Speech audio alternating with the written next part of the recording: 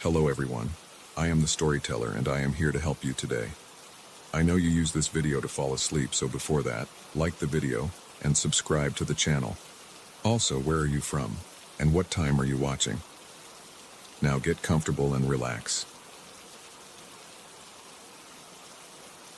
The building smelled like decades of other people's lives. Cigarette smoke ground into yellowed wallpaper, cooking grease that had seeped into the very bones of the structure, and something else I couldn't quite place. Something stagnant and waiting. The realtor had called it vintage charm, but as I signed the lease for apartment 4B, I knew she was just being kind about what was essentially a glorified closet in a structure that should have been condemned 20 years ago. But it was what I could afford after the divorce.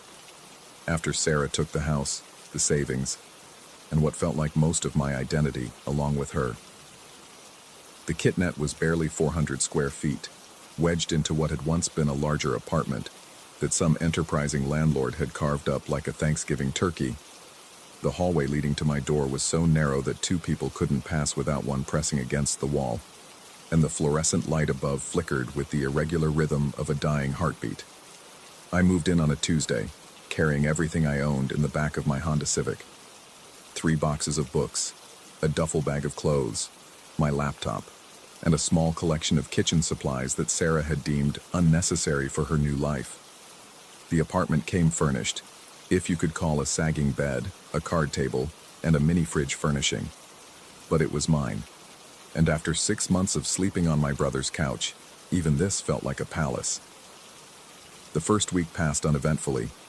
I fell into a routine: coffee from the bodega downstairs, 8 hours at my accounting job, microwaved dinner, and Netflix until I fell asleep to the distant sounds of the city filtering through thin walls.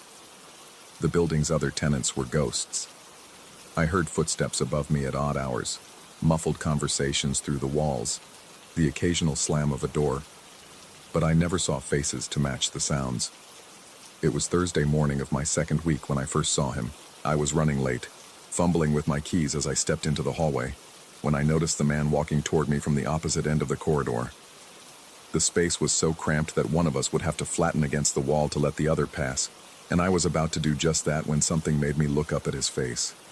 My face, not similar, not a vague resemblance that you might notice in a crowd and think, hey, that guy looks a little like me. It was my face, down to the small scar above my left eyebrow from when I fell off my bike at 7 years old. He wore the same blue button-down shirt I'd put on that morning, the same khakis with the small coffee stain near the left pocket that I'd never quite managed to get out. Even his hair fell in the same unruly pattern that no amount of product could tame. But he wasn't walking toward me anymore. As I stood frozen, watching, he turned and walked back the way he'd come, disappearing around the corner near the stairwell. The logical part of my brain tried to rationalize it. Maybe I'd been more tired than I thought. Maybe the flickering fluorescent light had created some kind of optical illusion. Maybe I'd seen my own reflection in some surface I hadn't noticed. Except there were no mirrors in the hallway. No reflective surfaces at all. Just faded wallpaper and scuffed linoleum. I spent the rest of the day at work trying to convince myself it hadn't happened, but the image was burned into my memory with unsettling clarity. The way he'd moved, the familiar slouch of his shoulders, the slight favor he gave to his right leg where I'd torn my ACL in college. Every detail was perfect, which made it infinitely more disturbing than if it had been just close. That evening, I returned to find my apartment subtly different. Nothing dramatic, the kind of changes you might not notice if you weren't paying attention. The book I'd left on the card table was closed, though I remembered leaving it open to mark my place. The coffee mug in the sink was turned handle right instead of handle left, the way a right-handed person would naturally place it. I was left-handed, always had been. I told myself I was misremembering. The stress of the divorce, the move, starting over. It was normal to feel disoriented, wasn't it? But as I made my dinner, I couldn't shake the feeling that someone else had been in my space, living a parallel version of my life. The encounters became more frequent. Every few days I'd catch a glimpse of him in the hallway, always walking away from me, always dressed in clothes identical to mine. I began timing my exits differently, leaving earlier or later, trying to avoid whatever schedule he seemed to follow. But he was always there, a step ahead or behind, like a shadow that had learned to cast itself.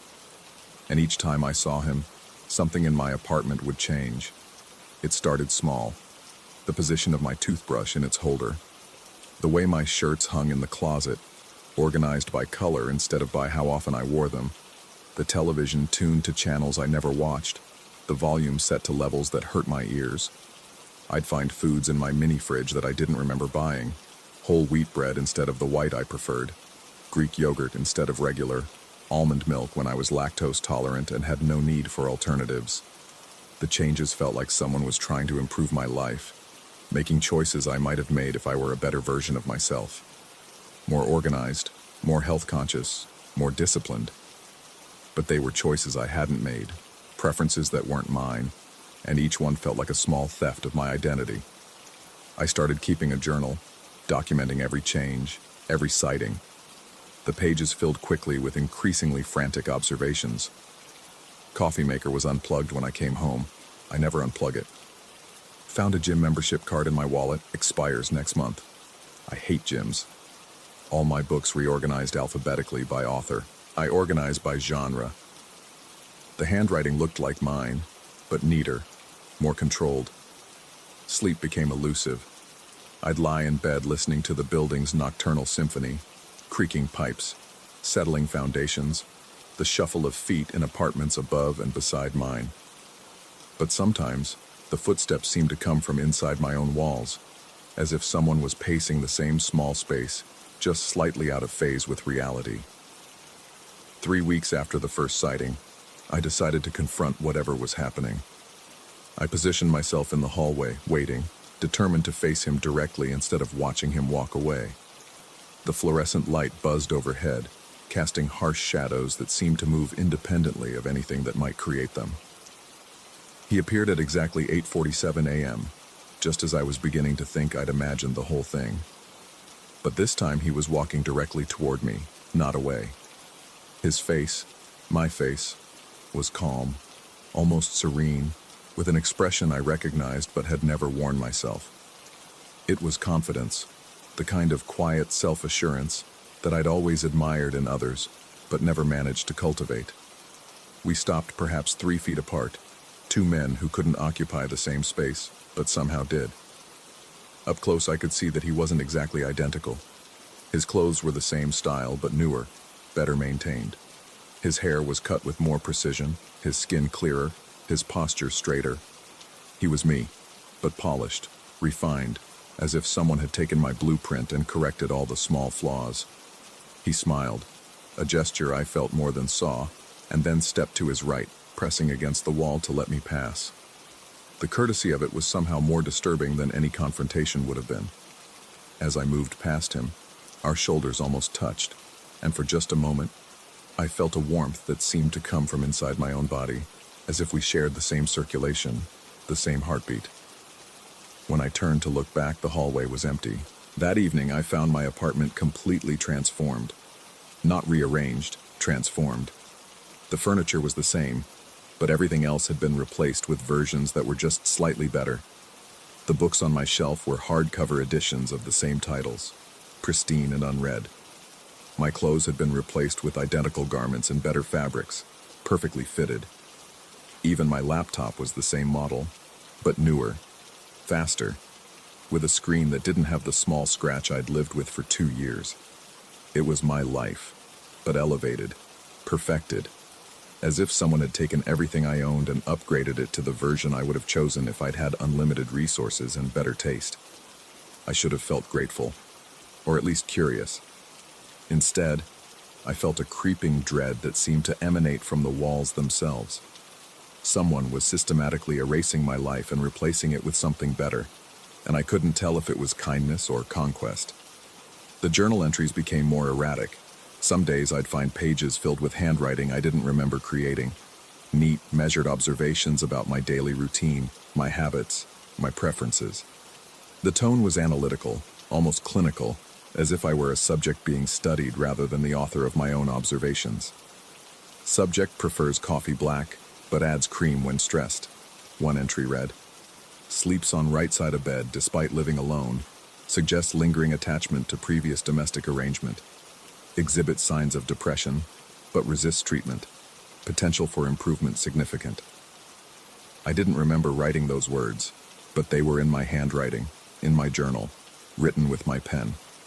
The clinical detachment of the language made my skin crawl, as if I were reading a case study about myself, written by someone who knew me intimately, but felt nothing for me. The encounters in the hallway became daily occurrences.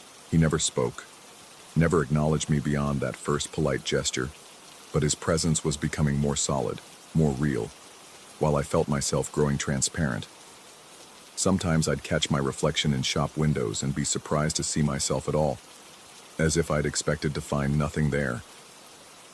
My apartment continued to evolve.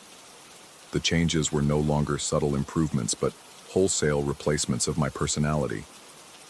My music collection was replaced with classical compositions I'd never listened to. My casual clothes disappeared in favor of business attire I'd never worn. Even my food preferences were being rewritten, my cupboards filled with organic, health-conscious options that tasted like cardboard, but looked like what a better version of me would choose. I tried leaving the building, staying in hotels, sleeping in my car, but each time I returned, the transformation had accelerated in my absence. It was as if my physical presence was the only thing slowing the process, and every hour I spent away gave him more time to establish himself in my space. The final encounter happened on a Monday morning, exactly 1 month after I'd first seen him. I stepped into the hallway to find him standing directly outside my door, key in hand, as if he belonged there more than I did. He was wearing a suit I'd never owned, carrying a briefcase I'd never bought, looking like the successful man I'd always planned to become but never managed to be. He looked at me with eyes that held no recognition, no acknowledgement that we shared anything more than a passing resemblance. In that moment I understood that I was the interloper, the inferior copy, the rough draft that was no longer needed now that the final version had been completed. He unlocked the door to my apartment and stepped inside without looking back. I followed, knowing I shouldn't but unable to stop myself. The space beyond the door was perfect, every surface clean, every object in its ideal place, every element of the room arranged with the kind of tasteful precision I'd always admired but never achieved. It was my apartment, but it was also everything my apartment could have been if I'd been a better person, made better choices, lived a better life. He sat at what had been my card table, now a proper desk with a laptop that hummed with efficient silence. Documents were spread across the surface, job applications, investment portfolios, correspondence with people whose names I didn't recognize but who seemed to know me well. A life I might have lived if I'd made different decisions, taken different risks, been someone other than who I was. I reached out to touch one of the papers, and my hand passed through it like smoke. That's when I understood. I wasn't looking at an alternate version of myself. I was looking at the version of myself that could have existed, should have existed, if I hadn't made all the small compromises and poor choices that had led me to this narrow hallway in this forgotten building. He wasn't stealing my life. He was living the life I'd abandoned through 1,000 tiny surrenders. The question that haunts me now, as I stand in this hallway that may or may not exist, is whether I'm the man who gave up his potential or the ghost of the man who never was. Whether I'm losing my mind in a kitnet apartment or whether I never really lived at all. Sometimes I think I catch glimpses of other versions in the peripheral spaces. The man who never married Sarah, the one who took the job in California, the one who wrote the novel instead of becoming an accountant. They move through doorways that aren't quite there, living lives that are almost mine, making choices I almost made. And sometimes, in the small hours when the building settles into its deepest silence, I wonder if they can see me too. Just another might have been walking the corridors of possibility, leaving no footprints, casting no shadow, existing only in the space between what is and what could have been. The fluorescent light continues to flicker overhead, marking time in a rhythm that belongs to no heartbeat I recognize.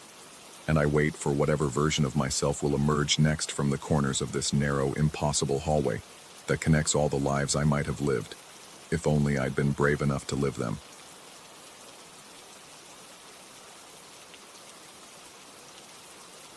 Story 2.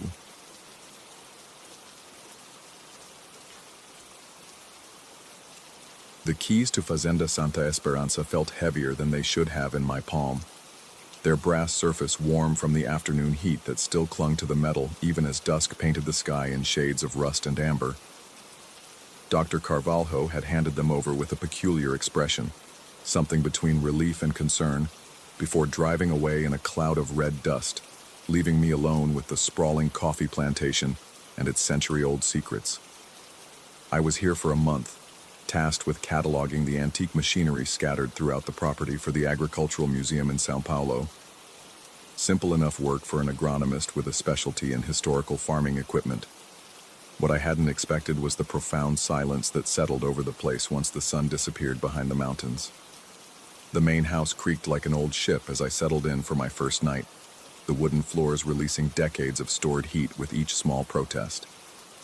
I'd set up my temporary office in what used to be the overseer's quarters, surrounded by dusty ledgers and faded photographs of workers whose names had long been forgotten. The electric lights hummed with an irregular rhythm that suggested the wiring hadn't been updated since the 1950s. It was past midnight when I first heard them, the whispers. They drifted through the night air like smoke, so faint I initially dismissed them as wind moving through the old structures. The property was vast, with numerous outbuildings, and I reasoned that any number of things could create such sounds. But as I lay in the narrow bed, listening to the house settle around me, the whispers grew more distinct. They seemed to originate from the direction of the old tulha, the massive wooden coffee processing barn that dominated the center of the compound. I'd examined it briefly during my afternoon survey, a magnificent structure with thick timber beams and a corrugated metal roof that had weathered countless seasons. More importantly, it was locked from the outside with a heavy padlock that showed no signs of recent use. The whispers continued for nearly an hour before fading into silence, leaving me to wonder if my isolation was already playing tricks on my mind. The second night brought a new development. The whispers returned, but this time they carried something that made my blood run cold. My name. "Marcus," the voice called, soft and mournful, drawn out like a sigh. "Marcus, it's time for the night shift." I sat bolt upright in bed, every nerve ending suddenly alert.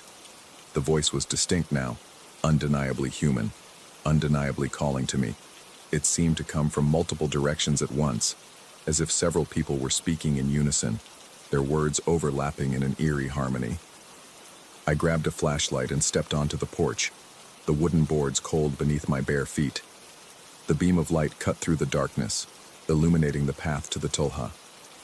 The building stood silent and imposing, its windows dark, the padlock exactly where I'd left it. "Hello?" I called out, feeling foolish even as the word left my lips. The only response was the distant sound of night insects and the rustle of coffee plants in the breeze. But as I turned to go back inside, I heard it again. "Come back to work, Marcus.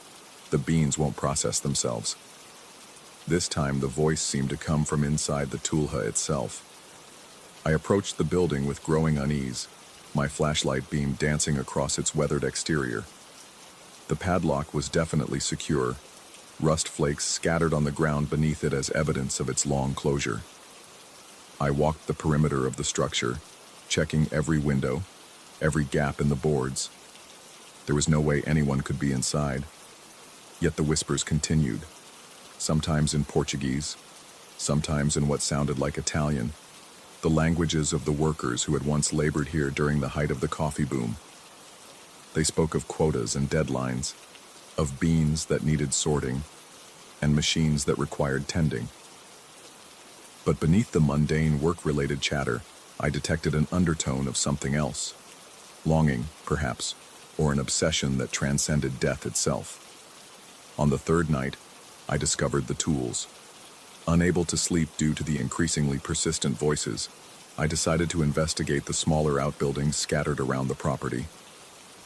Armed with my flashlight and a growing sense of dread, I made my way to a shed I hadn't yet examined. The door was unlocked, which seemed odd given the security measures elsewhere on the property. Inside, I found something that defied explanation.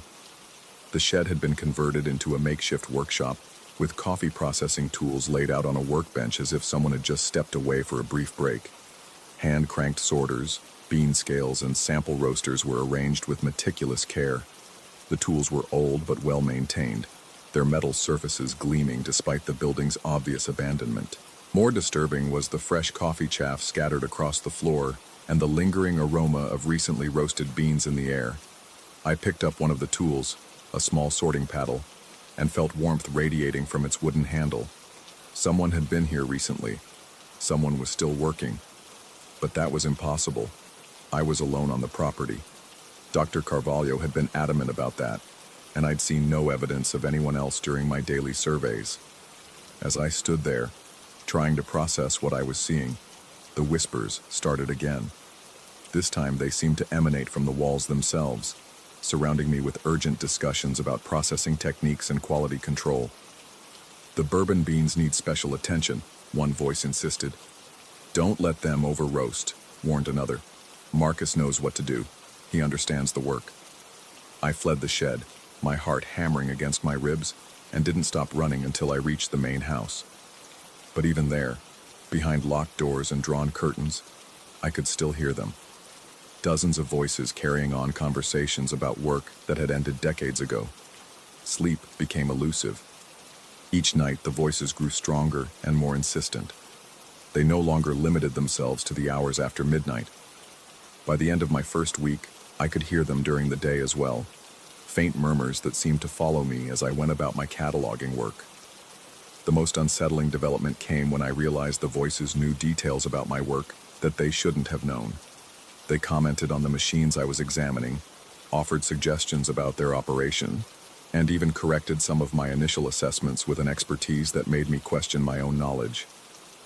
"The Pinholence pulper needs adjustment on the separation screens," one voice informed me as I studied the very machine in question.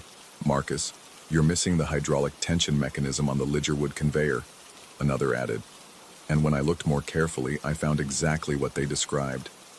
How could voices that existed only in my mind possess knowledge I didn't have? The breaking point came during my second week, when the aroma of freshly roasted coffee began permeating the main house. I awoke one morning to the rich, intoxicating scent filling every room. It was so strong I could almost taste the oils in the air, so fresh it seemed as if someone had been roasting beans in the kitchen moments before. But the kitchen was empty, its ancient stove cold to the touch, and there was no coffee to be found anywhere in the house.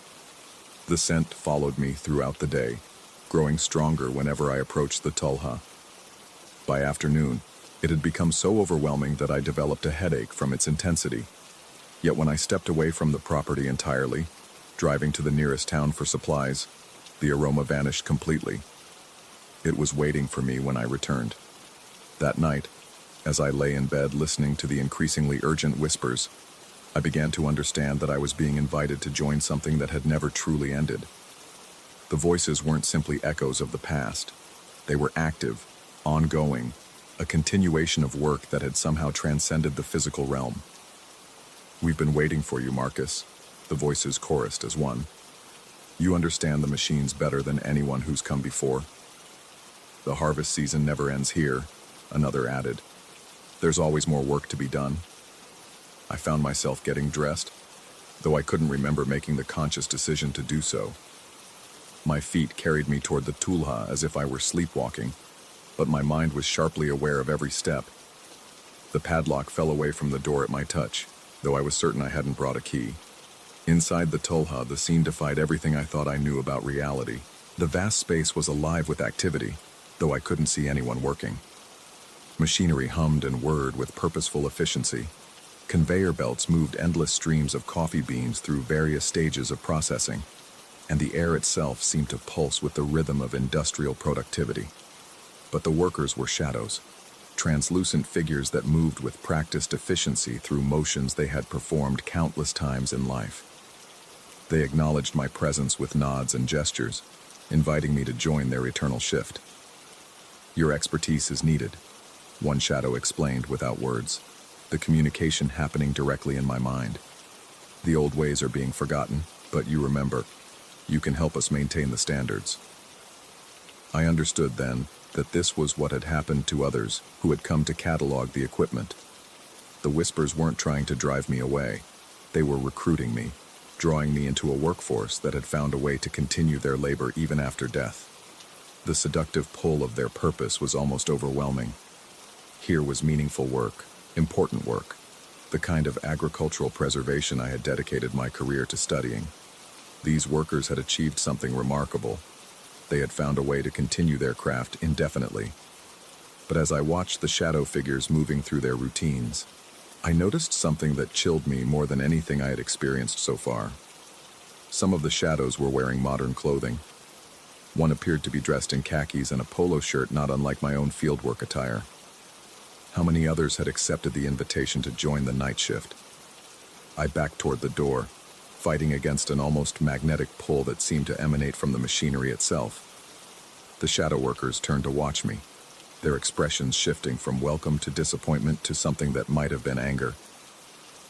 "You can't leave once you understand," the voices warned. "The work must continue."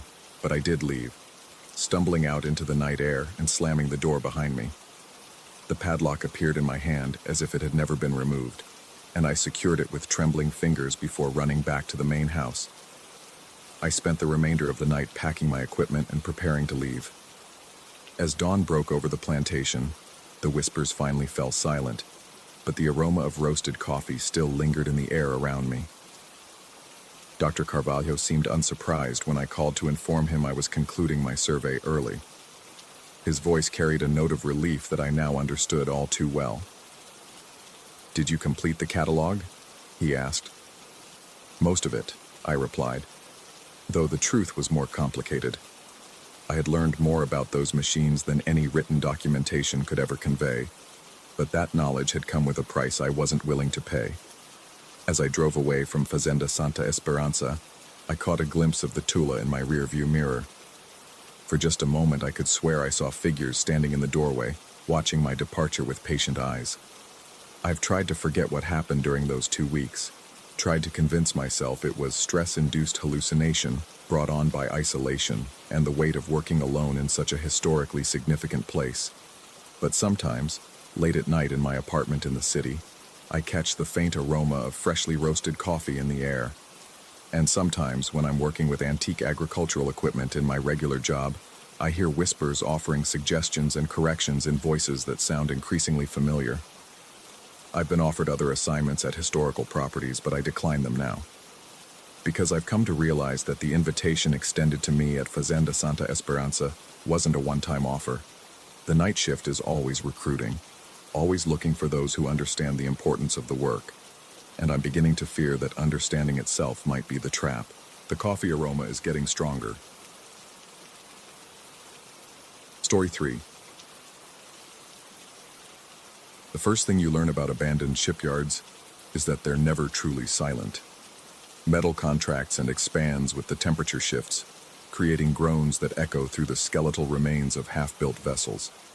Cables snap taut in the wind, singing their metallic songs against rust-stained steel. After 6 months as night watchman at Meridian Shipworks, I thought I'd cataloged every sound this graveyard could produce. I was wrong. The company hired me to conduct welding inspections on the remaining infrastructure, a bureaucratic formality before they demolished the place for condos. Simple enough work. Check joint integrity, measure corrosion levels, document everything for the insurance adjusters. The pay was decent, and working nights meant I could avoid the curiosity seekers who sometimes wandered through during the day, drawn by the post-industrial decay that photographers found so appealing. My first 3 weeks passed without incident. I'd arrive at sunset, make my rounds with clipboard and flashlight, and settle into the temporary office they'd set up in the old foreman's shed. The work was methodical, almost meditative. Each weld told a story. Hurried work during wartime contracts, meticulous craftsmanship on luxury yachts, the gradual decline in standards as the company struggled to stay afloat. But it was the unfinished destroyer that caught my attention. Hull 447 sat in the main assembly bay, a skeletal framework that should have been scrapped decades ago. According to the records, construction had stopped abruptly in 1952 when the Navy canceled the contract.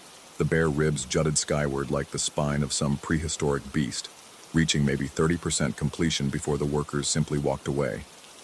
The first time I heard the hammering, I assumed it was thermal expansion. The October nights had turned cold, and metal responds predictably to temperature changes. But as I stood beside hull 447, checking my watch at 2:17 a.m., the sound carried a rhythm that made my skin crawl. Not the random pinging of cooling steel, but the measured cadence of purposeful work. Clang, clang, clang, clang, clang. I followed the sound along the port side, my flashlight beam dancing across corroded girders and trailing cables. The hammering grew louder, more insistent, accompanied by what sounded like voices, distant shouts that might have been words if I could just get closer. Then it stopped.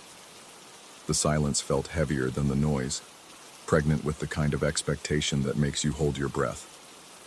I stood there for 10 minutes, listening to my own heartbeat, before dismissing it as acoustic tricks played by the cavernous space. Old buildings do that. Collect sounds and release them at unexpected moments, like audio ghosts. The next morning I discovered the first rivet. It gleamed against the weathered steel of the hull's starboard frame, silver bright and perfectly round. I ran my fingers over its surface, feeling the slight warmth that indicated recent installation. Impossible, of course. No one had access to the shipyard except me, and I'd been in the office all night after making my initial rounds. I documented it with photographs and measurements, noting the professional quality of the work.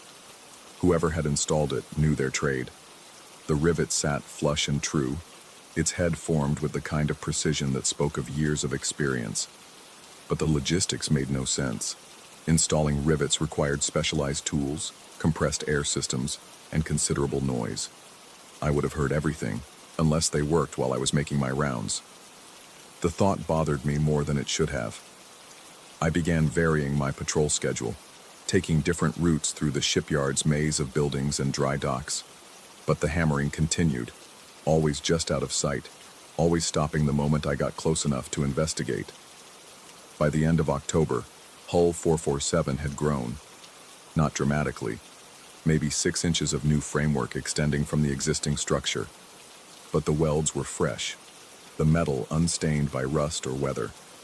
Someone was working on the destroyer, adding to its incomplete skeleton with the same methodical precision that had characterized the original construction. I started staying later, hiding in the shadows between shifts, watching for any sign of the phantom work crew. The hammering had developed new patterns, more complex rhythms that suggested multiple workers coordinating their efforts. Sometimes I could swear I heard voices calling out commands in the clipped shorthand of experienced shipbuilders. Rivet. The word echoed through the assembly bay one particularly cold November night, clear enough that I couldn't dismiss it as imagination. I was crouched behind a stack of steel plates, watching hull 447's silhouette against the sodium lights filtering through broken windows. The hammering had been going on for an hour, steady and purposeful, punctuated by those brief shouted commands.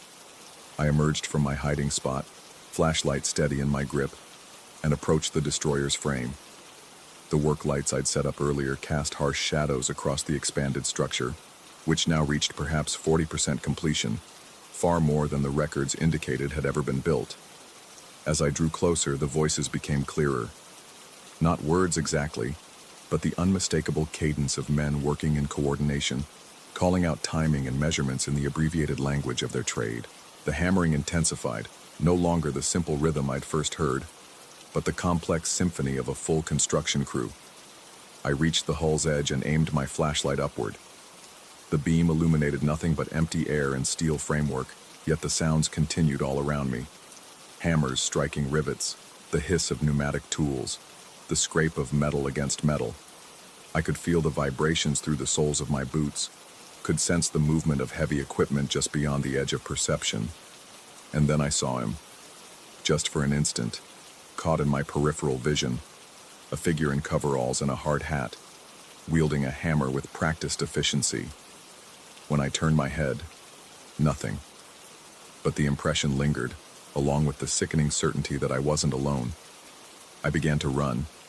My footsteps echoed through the empty shipyard as I fled toward the office, the phantom construction sounds growing louder behind me. By the time I reached the shed, My hands were shaking too badly to turn the key. The noises had followed me, surrounding the small building with the cacophony of invisible industry. I huddled inside until dawn, listening to the crew that shouldn't exist as they worked on the ship that was never meant to be completed. When the sun finally rose, the sounds faded with the darkness, leaving only the usual groans and settles of aging metal. But Hull 447 had grown again. I took measurements, documented everything with obsessive detail. The new construction was flawless, every weld perfect, every rivet precisely placed. The work was progressing faster now, as if the Phantom crew had found their rhythm. At this rate, the destroyer would be completed within months. The thought should have terrified me. Instead, I found myself anticipating each night's work, arriving earlier and earlier to witness the impossible construction. I started leaving tools in convenient locations, hammers, welding rods, rivet guns I'd found in the abandoned workshops. They were always moved by morning, arranged with the careful organization of professional craftsmen. I was enabling them, helping them, and I couldn't understand why. The logical part of my mind insisted I was experiencing some kind of breakdown. Sleep deprivation, stress, possibly carbon monoxide poisoning from the old heating system in the office. I scheduled a medical examination, ran tests on the air quality, even installed motion-activated cameras around Hull 447. The cameras captured nothing but empty space, yet each morning revealed new progress on the destroyer. My medical results came back normal. The air quality was fine, which left only one conclusion, one I refused to accept even as the evidence mounted around me. December brought the first snow, and with it, a change in the Phantom crew's behavior. The work continued, but the voices grew more urgent, the hammering more frantic. I began to distinguish individual workers by their rhythm and the tone of their shouts. There was the crew chief who called out timing in a gravelly voice, worn down by decades of shouting over industrial noise. The rivet team that worked with mechanical precision, their hammers falling in perfect synchronization. The welder whose torch hissed and sparked with masterful control. They were building towards something, some deadline that only they understood. I found myself talking to them during the long winter nights, addressing empty air with questions that went unanswered, except by the continued rhythm of their work. Why this ship? Why now? What drove them to complete construction on a vessel that had been abandoned for 70 years? The destroyer began to take recognizable shape. Hull plating appeared overnight, perfectly fitted and sealed. Superstructure rose from the deck, complete with door frames and window openings. The attention to detail was extraordinary. Every specification followed to the letter, every component manufactured to original Navy standards. But there was something wrong with the ship itself. I'd studied the original blueprints, familiarized myself with the design specifications. What was rising from the dry dock matched those plans exactly, but the proportions felt off in a way I couldn't articulate. The destroyer seemed too large for its surroundings, too substantial for the space it occupied. Looking at it straight on was disorienting, like staring at an optical illusion that refused to resolve into a single interpretation. The work sounds grew louder each night, accompanied by new voices, new tools, new techniques I couldn't identify. Steam engines hissed to life, powering equipment that shouldn't exist. Electric welders sparked and crackled with currents drawn from nowhere. The Phantom crew had expanded, or perhaps different shifts were taking over, each bringing their own methods and expertise to the construction. I stopped going home. The office became my permanent residence, equipped with a cot and enough supplies to last through the winter. I told myself it was dedication to the job, but the truth was simpler. I couldn't bear to miss a single night's progress.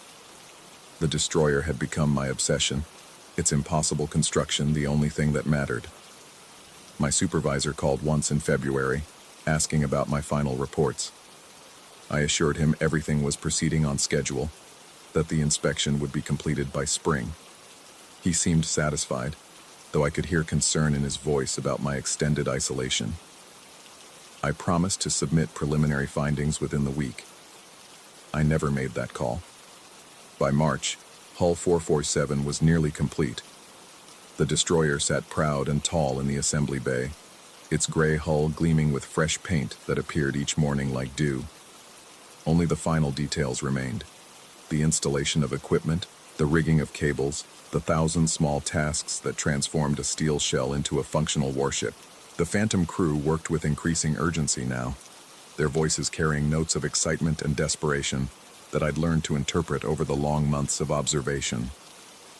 They were close to finishing, close to achieving something that had eluded them for decades. But completion meant an end to the work, an end to their purpose. What happened to Phantom construction crews when their project was done? I began to worry about my own fate. The destroyer was nearly ready, but I was the only witness to its impossible creation. What role did I play in this supernatural manifestation? Was I observer or participant, chronicler or catalyst? The questions plagued me through the final weeks of construction as Hull 447 transformed from skeleton to finished vessel. The work sounds had evolved into something beyond mere industrial noise. They carried emotional weight now, the satisfaction of craftsmen approaching the completion of their masterpiece. On the last night of March, the hammering stopped. I emerged from the office to find Hull 447 complete. Every system installed, every surface painted, every component in its proper place. The destroyer sat ready for launch, a perfect recreation of what it should have been in 1952. Even the identification numbers were painted on the hull in regulation Navy font. But the dry dock was empty of water, and there was no crew to sail her. I walked the length of the vessel, marveling at the craftsmanship that had brought her to life. Every rivet was perfect, every weld seamless. The Phantom crew had completed their work with the kind of precision that modern shipbuilding had largely abandoned. They'd built not just a ship, but a testament to their skill and dedication. As dawn approached, I heard voices one last time, not the urgent shouts of construction, but the satisfied murmur of workers appreciating a job well done. They spoke in tones too low to understand, but the emotion was clear. Pride, accomplishment, peace. The sun rose on an empty shipyard, and Hull 447 began to fade. Not dramatically, not all at once, but with the gradual dissolution of morning mist. The paint lost its luster, the metal dulled to weathered gray. Rust bloomed across the surfaces like time-lapse decay, and the perfect welds began to show the stress fractures of decades. By full daylight, only the original skeleton remained, 30% complete, exactly as it had been when I'd first arrived 6 months earlier. I stood in the growing warmth of spring sunshine, staring at the incomplete frame and wondering what I'd witnessed. Had the Phantom crew achieved their goal? Had they found the peace that comes with finished work? Or had the entire experience been the product of my own isolation and obsession, an elaborate hallucination born from too many nights alone in an abandoned shipyard?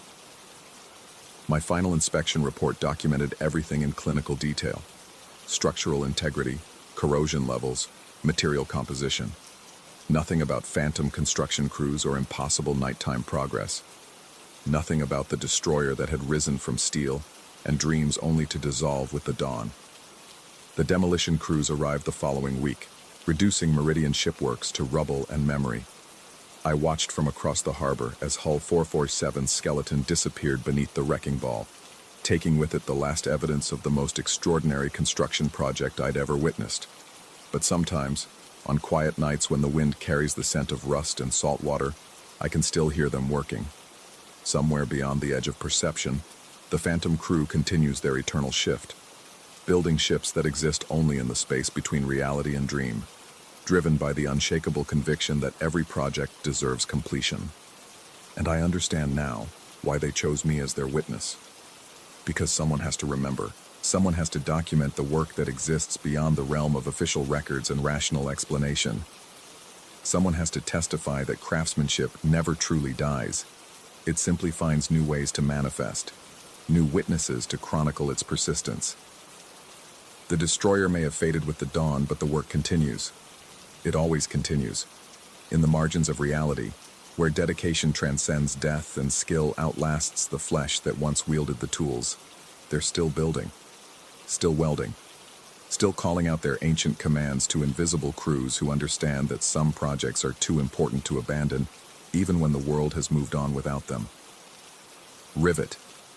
The word echoes in my memory, carrying with it the weight of generations who refuse to leave their work unfinished.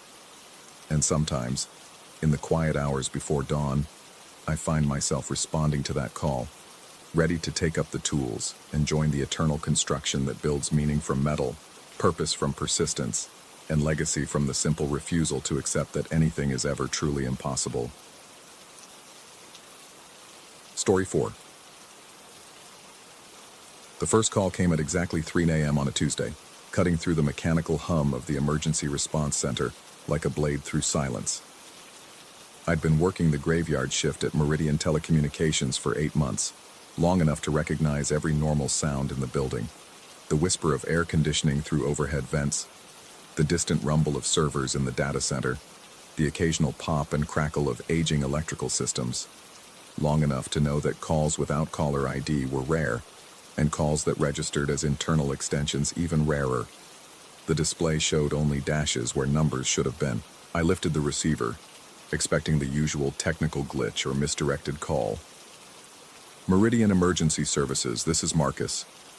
A pause stretched between us, filled with the peculiar static that old phone lines produce. Not the clean digital silence of modern systems, but something warmer, more organic. Then came the voice, thin and distant, as if traveling through miles of copper wire. Is Agenor there? The question hung in the air for a moment before I registered it fully. The voice carried an odd quality, neither distinctly male nor female, with an accent I couldn't place. There was something else too, a quality that suggested the speaker was very far away, or speaking through some kind of interference. I'm sorry, there's no one here by that name. This is the emergency response center for... The line went dead. I stared at the phone for several seconds, then logged the incident in our system. Probably someone with dementia who'd gotten confused, or a prank caller with a voice modulator. It happened sometimes, though usually not to our direct emergency line. I forgot about it until the next night. Wednesday, 3 a.m. sharp. Same unknown extension, same static-filled silence when I answered, same request for Agenor. This time I tried to engage the caller, asking who was calling and where they were calling from, but the line cut off the moment I spoke more than my standard greeting. By Friday, I'd started anticipating it. The call came like clockwork, 3 a.m. precisely, never a minute early or late. I began timing my breaks around it, making sure I was at my desk when the phone rang. The requests were always identical, delivered in that same distant, static-wrapped voice. Is Agenor there? On the fourth night, I tried a different approach. Instead of identifying myself immediately, I simply answered, "Hello?" The static intensified for a moment, as if the connection was struggling to maintain itself. Then, "Agenor? Agenor, can you hear me? I've been trying to reach you." There was such longing in that voice, such desperate hope, that I felt an unexpected pang of sympathy for whoever was calling. But the moment I spoke, even just to say "sir" or "ma'am," the line went dead. I started researching during my downtime. Our employee directory went back 15 years, and there was no record of anyone named Agenor ever working for Meridian. I checked with human resources, searched through old internal phone directories, even called some of the senior technicians who'd been with the company since its founding. Nothing. But I kept getting curious looks when I asked about the name. Pete Sanchez, one of the older engineers, got a strange expression when I mentioned it. "Why are you asking about that?" he wanted to know. I explained about the calls, and Pete's weathered face grew thoughtful. He glanced around the break room as if checking for eavesdroppers, then leaned closer. "There was an Agenor," he said quietly. "Long time ago, before the renovation. He worked down in the old switching center." "Old switching center?" Pete nodded toward the floor. "In the basement, where they used to house all the mechanical relays and manual switching equipment, back when everything was analog. They sealed it off after the fire." That was the first I'd heard of any fire. Pete explained that it had happened nearly 20 years ago, an electrical fault that had burned out most of the basement level. No one was hurt, but the damage was extensive enough that they'd simply sealed the area and built the new digital infrastructure on the upper floors. The old equipment's still down there, Pete said. Too expensive to remove it all, and most of it was melted anyway. But the thing is... He paused, studying my face. Agenor wasn't working that night. He'd called in sick. Saved his life, probably. What happened to him? Pete shrugged. Retired early, I think. Or maybe transferred to another facility. That was right around when they were laying off all the manual operators. But there was something in his expression that suggested he wasn't telling me everything. The calls continued. Every night at 3 a.m., that same voice asking for Agenor with increasing urgency. I started noting subtle variations. Sometimes the static was heavier. Sometimes the voice seemed closer or more distant. Once I could swear I heard other sounds in the background. A rhythmic ticking, like a mechanical metronome, and what might have been footsteps on metal flooring. I began staying late after my shifts, exploring parts of the building I'd never seen before. The Meridian facility was older than it looked from the outside, a maze of corridors and service areas that had been built in different eras. I found storage rooms filled with obsolete equipment, maintenance tunnels that led to dead ends, and several doors marked with faded signs I couldn't quite read. It was during one of these explorations that I found the stairwell. Hidden behind a supply closet on the ground floor, a narrow metal staircase descended into darkness. The air that drifted up from below was stale and carried a faint odor of burnt plastic and ozone. When I shined my phone's flashlight down the stairs, I could see the outline of a heavy door at the bottom, sealed with yellow tape and multiple locks. But it was what I heard that made me freeze on the stairs, the distant sound of machinery, a rhythmic clicking and whirring that reminded me of old mechanical telephone switches, the kind of equipment Pete had described from the basement level, equipment that should have been silent for 20 years. I spent the next several days researching the fire. The official reports were sparse. An electrical malfunction in the basement switching center, extensive damage to communications equipment, no injuries. But buried in the insurance documentation, I found something interesting. A reference to unusual electromagnetic activity in the weeks preceding the fire, and reports from night shift operators of strange sounds and equipment malfunctions. One report mentioned calls from phantom extensions that couldn't be traced or disconnected. The next night, I brought a digital recorder to work. When the 3:20 a.m. call came, I was ready. Is Agenor there? This time, instead of responding immediately, I listened carefully to the background static. Beneath the electronic noise, I could make out what sounded like mechanical switching, the distinctive click and snap of old relay systems engaging and disengaging. And something else, the sound of someone moving around in a large, echoing space. "Who is this?" I asked finally. "Where are you calling from?" The static intensified, becoming almost overwhelming. Through it, I heard the voice again, but clearer now, as if the speaker had moved closer to whatever microphone they were using. "I can't find him. He's supposed to be here. The board shows his extension is active, but everything's wrong. The wires don't go where they should. Nothing connects the way it used to." There was such confusion in the voice, such lost bewilderment, that I felt my skepticism beginning to crack. This didn't sound like a prank or a technical malfunction. This sounded like someone genuinely confused and frightened. "Where are you?" I asked again. "What board are you looking at?" But the line had already gone dead. I played back the recording dozens of times over the next few days. The voice was clearer on playback than it had seemed during the call, and I began to pick up details I'd missed.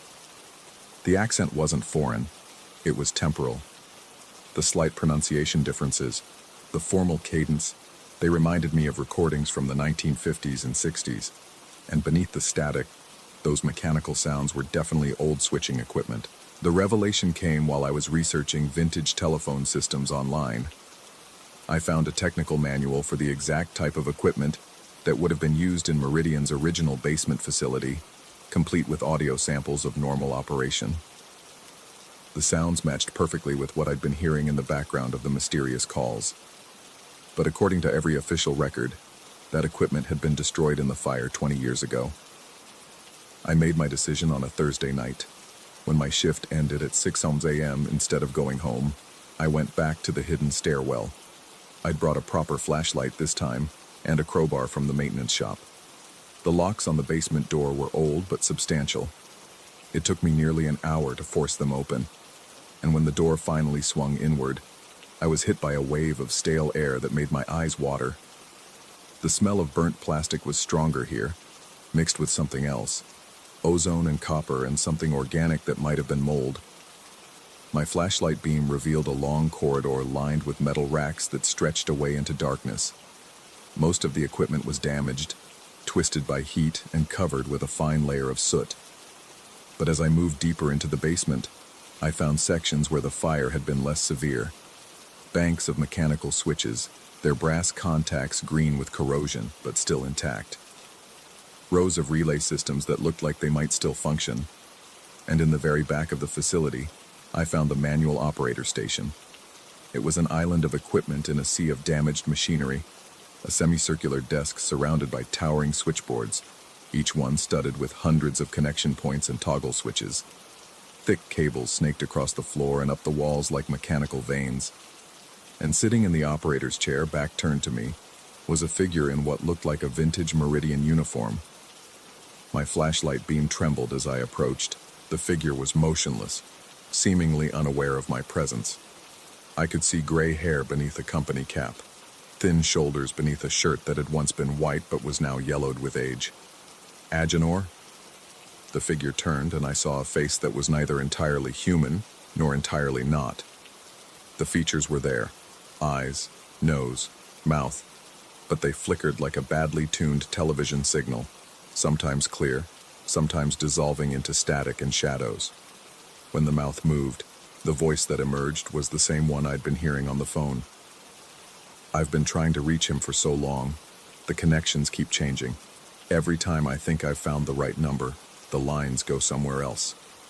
The figure gestured at the switchboard, where dozens of cables were plugged into various ports. Nothing works the way it should anymore. I backed away slowly, my rational mind struggling to process what I was seeing. Who are you trying to reach? The figure smiled sadly, its features stabilizing for a moment into those of an elderly man with kind eyes. Agenor. He was supposed to be here that night. We were going to upgrade the system together, replace all the old mechanical switches with the new electronic ones. But he called in sick and The face flickered again, becoming indistinct. I don't remember what happened after that, just that I've been trying to call him ever since. I understood then, with a clarity that was both terrifying and heartbreaking. This wasn't a ghost or a supernatural entity.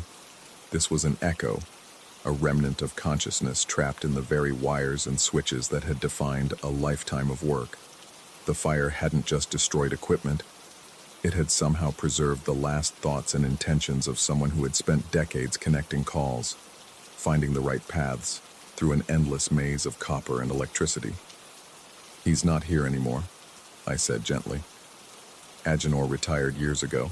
The old system was replaced. The figure looked at me with an expression of infinite sadness. But I keep getting through to someone. Every night at 3. Someone answers when I call. That's me. I'm Marcus. I work upstairs in the new emergency center. The figure nodded slowly, as if this made perfect sense. Marcus, you have a kind voice, but you're not Agenor. No, I'm not. For a long moment we simply looked at each other across the decades, the living and the whatever this was, separated by technology and time, but connected by the simple human need to reach out, to make contact, to not be alone in the darkness. I think, the figure said finally, I think I've been making the wrong connection. The switchboard began to change. Cables unplugged themselves and snaked across the board to different ports. Lights that I hadn't noticed before began to flicker and pulse. The air itself seemed to vibrate with electrical energy. What are you doing? Finding the right number. The figure's hands moved across the switches with practiced efficiency, making connections I couldn't follow. Agenor's been trying to call too, you see, but he's been getting routed to the wrong place. One of the phones on the operator's desk began to ring.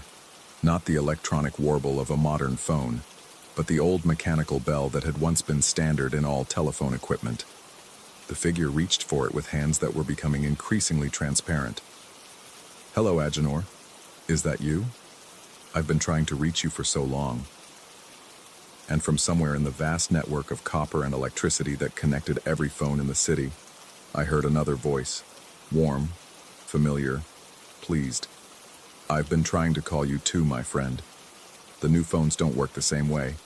I couldn't find your number." I backed away as the two voices continued their conversation, decades delayed but finally connected. The basement around me was changing too, the damaged equipment flickering between its current burnt state and what it must have looked like when it was new. For a moment, I could see the facility as it had been, clean, organized, humming with purpose. Then my flashlight died, plunging me into absolute darkness. I fumbled for my phone, using its screen light to navigate back through the corridors and up the stairs. When I reached the ground floor and looked back, the basement door was closed again, sealed as if it had never been opened. That was 3 weeks ago. I still work the night shift at Meridian, still monitor the emergency lines from my desk on the 3rd floor. But the calls stopped coming. At 3:00 a.m. now, there's only the normal hum of modern equipment and the distant sound of traffic on the highway. Sometimes, though, late at night when the building is very quiet, I think I can hear something else. The faint sound of laughter drifting up through the floors, and the gentle clicking of switches as old friends finally find each other across the vast and lonely distances of the night. I've never told anyone about what I saw in the basement. Who would believe it? But I've also never tried to go back downstairs. Some connections, once made, should not be broken. And sometimes, when the phone rings at exactly 3:00 a.m., I find myself hoping it might be someone else calling. Someone else who's been lost in the wires, looking for a familiar voice in the darkness. Because I understand now that the most important function of any communication system isn't to transmit data or route calls efficiently. It's to make sure that no one has to be alone. The equipment around me hums and clicks, processing thousands of conversations every hour.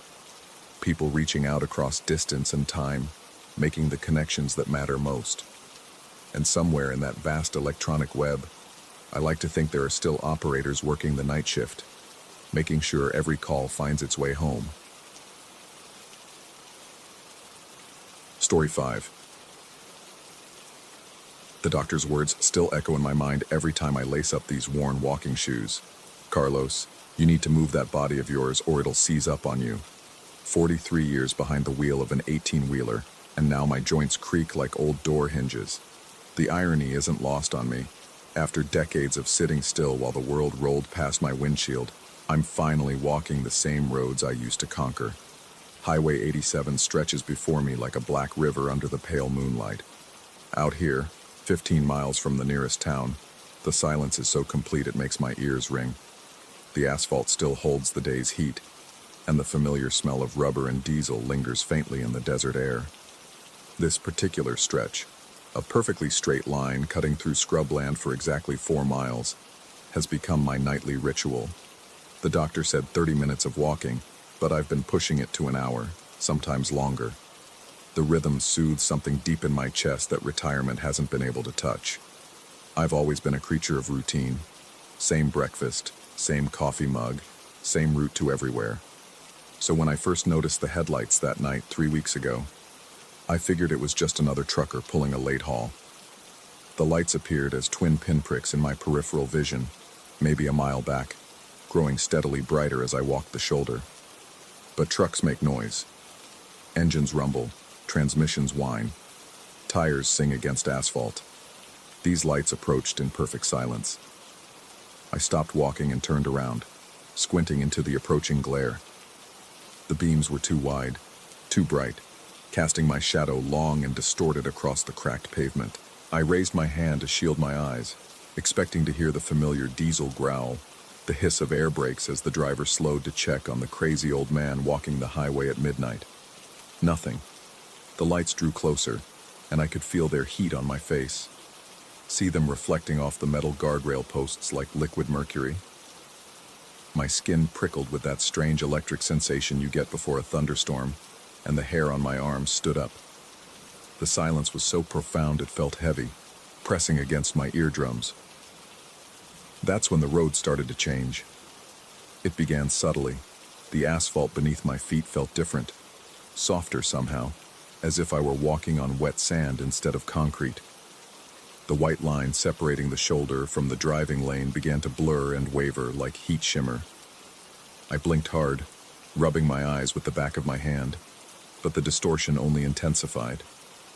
The lights passed through me, not around me, not beside me, through me as if I were made of mist. I felt them pass through my chest like cold fingers, leaving behind a taste of copper and ozone. And in that moment of impossible radiance, the world twisted. The guardrail posts became wooden fence stakes.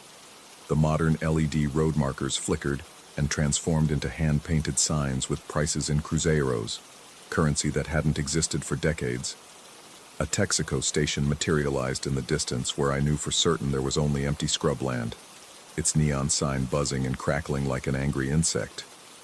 I stumbled backward, my heart hammering against my ribs. The lights continued down the highway, silent as ghosts, until they disappeared around a bend that shouldn't exist. Slowly, like a television changing channels, the modern world reasserted itself. The Texaco station faded to desert. The fence stakes became guardrail posts. The prices in ancient currency melted away like morning frost. I walked home that night on legs that felt disconnected from my body, telling myself it was fatigue, stress, maybe the new blood pressure medication playing tricks with my vision. But sleep wouldn't come. I lay in bed staring at the ceiling fan, replaying every detail, searching for a rational explanation that continued to elude me. The next morning, I called Dr. Martinez. "Any family history of seizures, Carlos? Migraines?" His voice carried that careful neutrality doctors use when they're thinking something they don't want to say. I told him no, and he adjusted my medications anyway, warned me about dehydration, suggested I might want to walk earlier in the evening when it wasn't so hot. Sound advice that I completely ignored, because that night I went back. The second encounter came a week later. This time I was ready, or thought I was. I'd brought a small flashlight, a bottle of water, and had eaten a proper dinner.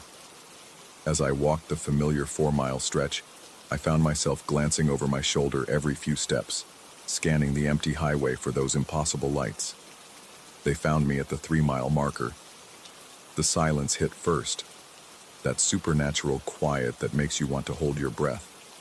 Then came the electric sensation, stronger this time, making my fillings ache and my wedding ring feel suddenly tight. I turned to face the approaching lights, determined to understand what was happening to me. But understanding is a luxury the human mind isn't always equipped to afford. The lights weren't headlights at all. They moved independently, weaving across the highway like drunken fireflies the size of basketball courts. As they drew closer, I could see they weren't casting light so much as absorbing it, creating wells of illumination that seemed to bend the very air around them. When they reached me, the world didn't just change, it layered. I could see the modern highway beneath my feet, but I could also see the old farm road that had existed here in the 1960s, complete with wooden bridges and hand-painted mile markers. Overlaid on that was an even older trail, just packed earth and wagon ruts, stretching back to when this land knew only horses and cattle drives. All 3 roads existed simultaneously, occupying the same space but separated by decades, maybe centuries. I stood at their intersection, watching a 1947 Buick drive through the same space where a modern SUV would pass in 40 years, neither driver aware of the other's existence. The sensation lasted longer this time, maybe 20 minutes, maybe 2 hours. Time felt negotiable, like a speed limit nobody was enforcing. When the layers finally peeled away and I found myself alone on the contemporary highway, the mile markers had changed. What should have been a 4-mile walk now stretched for 7 miles. The road had grown longer while I wasn't paying attention. That's when I started to understand the true nature of my problem. Each time the lights found me, each time the road fractured into its temporal layers, the distance back to my starting point increased. What the locals had started calling the infinite mile was becoming literal, at least for me. I should have stopped walking. Should have listened to my wife's increasingly worried suggestions that maybe I was pushing myself too hard, spending too much time alone on that empty highway. Should have told Dr. Martinez about the visions, the time distortions, the growing certainty that something was hunting me on that stretch of asphalt. Instead, I found myself walking the highway every night, drawn by a compulsion I couldn't name. The lights appeared more frequently now, sometimes multiple times during a single walk. Each encounter left the road a little longer, a little stranger. I began to see other travelers, people from different eras walking the same route, their footsteps echoing across decades. There was the woman in the 1950s dress who walked the same pace as me but 30 years earlier, her shadow sometimes overlapping mine when the timelines aligned. The cowboy who led his horse along the old cattle trail, tipping his hat to acknowledge my presence, though we existed in different centuries. The group of construction workers from the 1980s who appeared whenever the road showed me its most recent past, still building the very highway I walked each night. None of them seemed surprised to see me. In fact, they all wore the same expression I'd begun to recognize in my own reflection, the look of someone who had started walking and found themselves unable to stop. Last night I reached the 15-mile mark before dawn forced me to turn back. The walk that had once taken an hour now consumed the entire night, and I was no closer to understanding why. The lights had appeared 6 times, each encounter stretching the road further, adding layers of history that shouldn't exist in the same space. But I'm beginning to suspect that the question isn't why the road keeps growing longer. The question is whether I'm still walking on the same road I started on 3 weeks ago, or if those lights have been carrying me somewhere else entirely, somewhere that exists in the spaces between seconds, in the margins of maps, in the distance between what was and what might have been. Tonight I lace up my shoes again, not because the doctor ordered it, not because my body needs the exercise, but because something is calling me back to that highway. Something that speaks in the language of silent headlights and impossible distances. My wife kisses my forehead and tells me to be careful. The same words she said every night for the past 3 weeks. But tonight, for the first time, I hear the fear underneath them. She knows something is wrong, even if she can't put words to it. The infinite mile is waiting for me out there in the darkness, growing longer with each step I take. And despite every rational instinct screaming at me to stay home, to break this cycle before it's too late, I find myself walking toward the door. Because somewhere in the back of my mind, in a place I'm afraid to examine too closely, I'm starting to wonder if I ever actually retired from trucking at all. If maybe I'm still out there on the highway, behind the wheel of an 18-wheeler, driving through an endless night that never reaches dawn.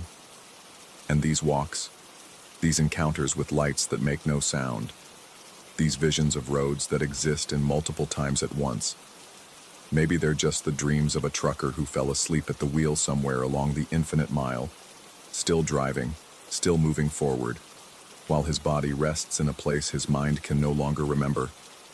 But that's just the paranoia talking. At least I hope it is.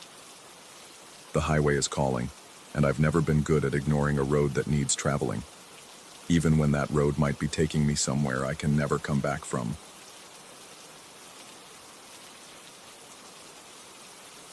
Story 6.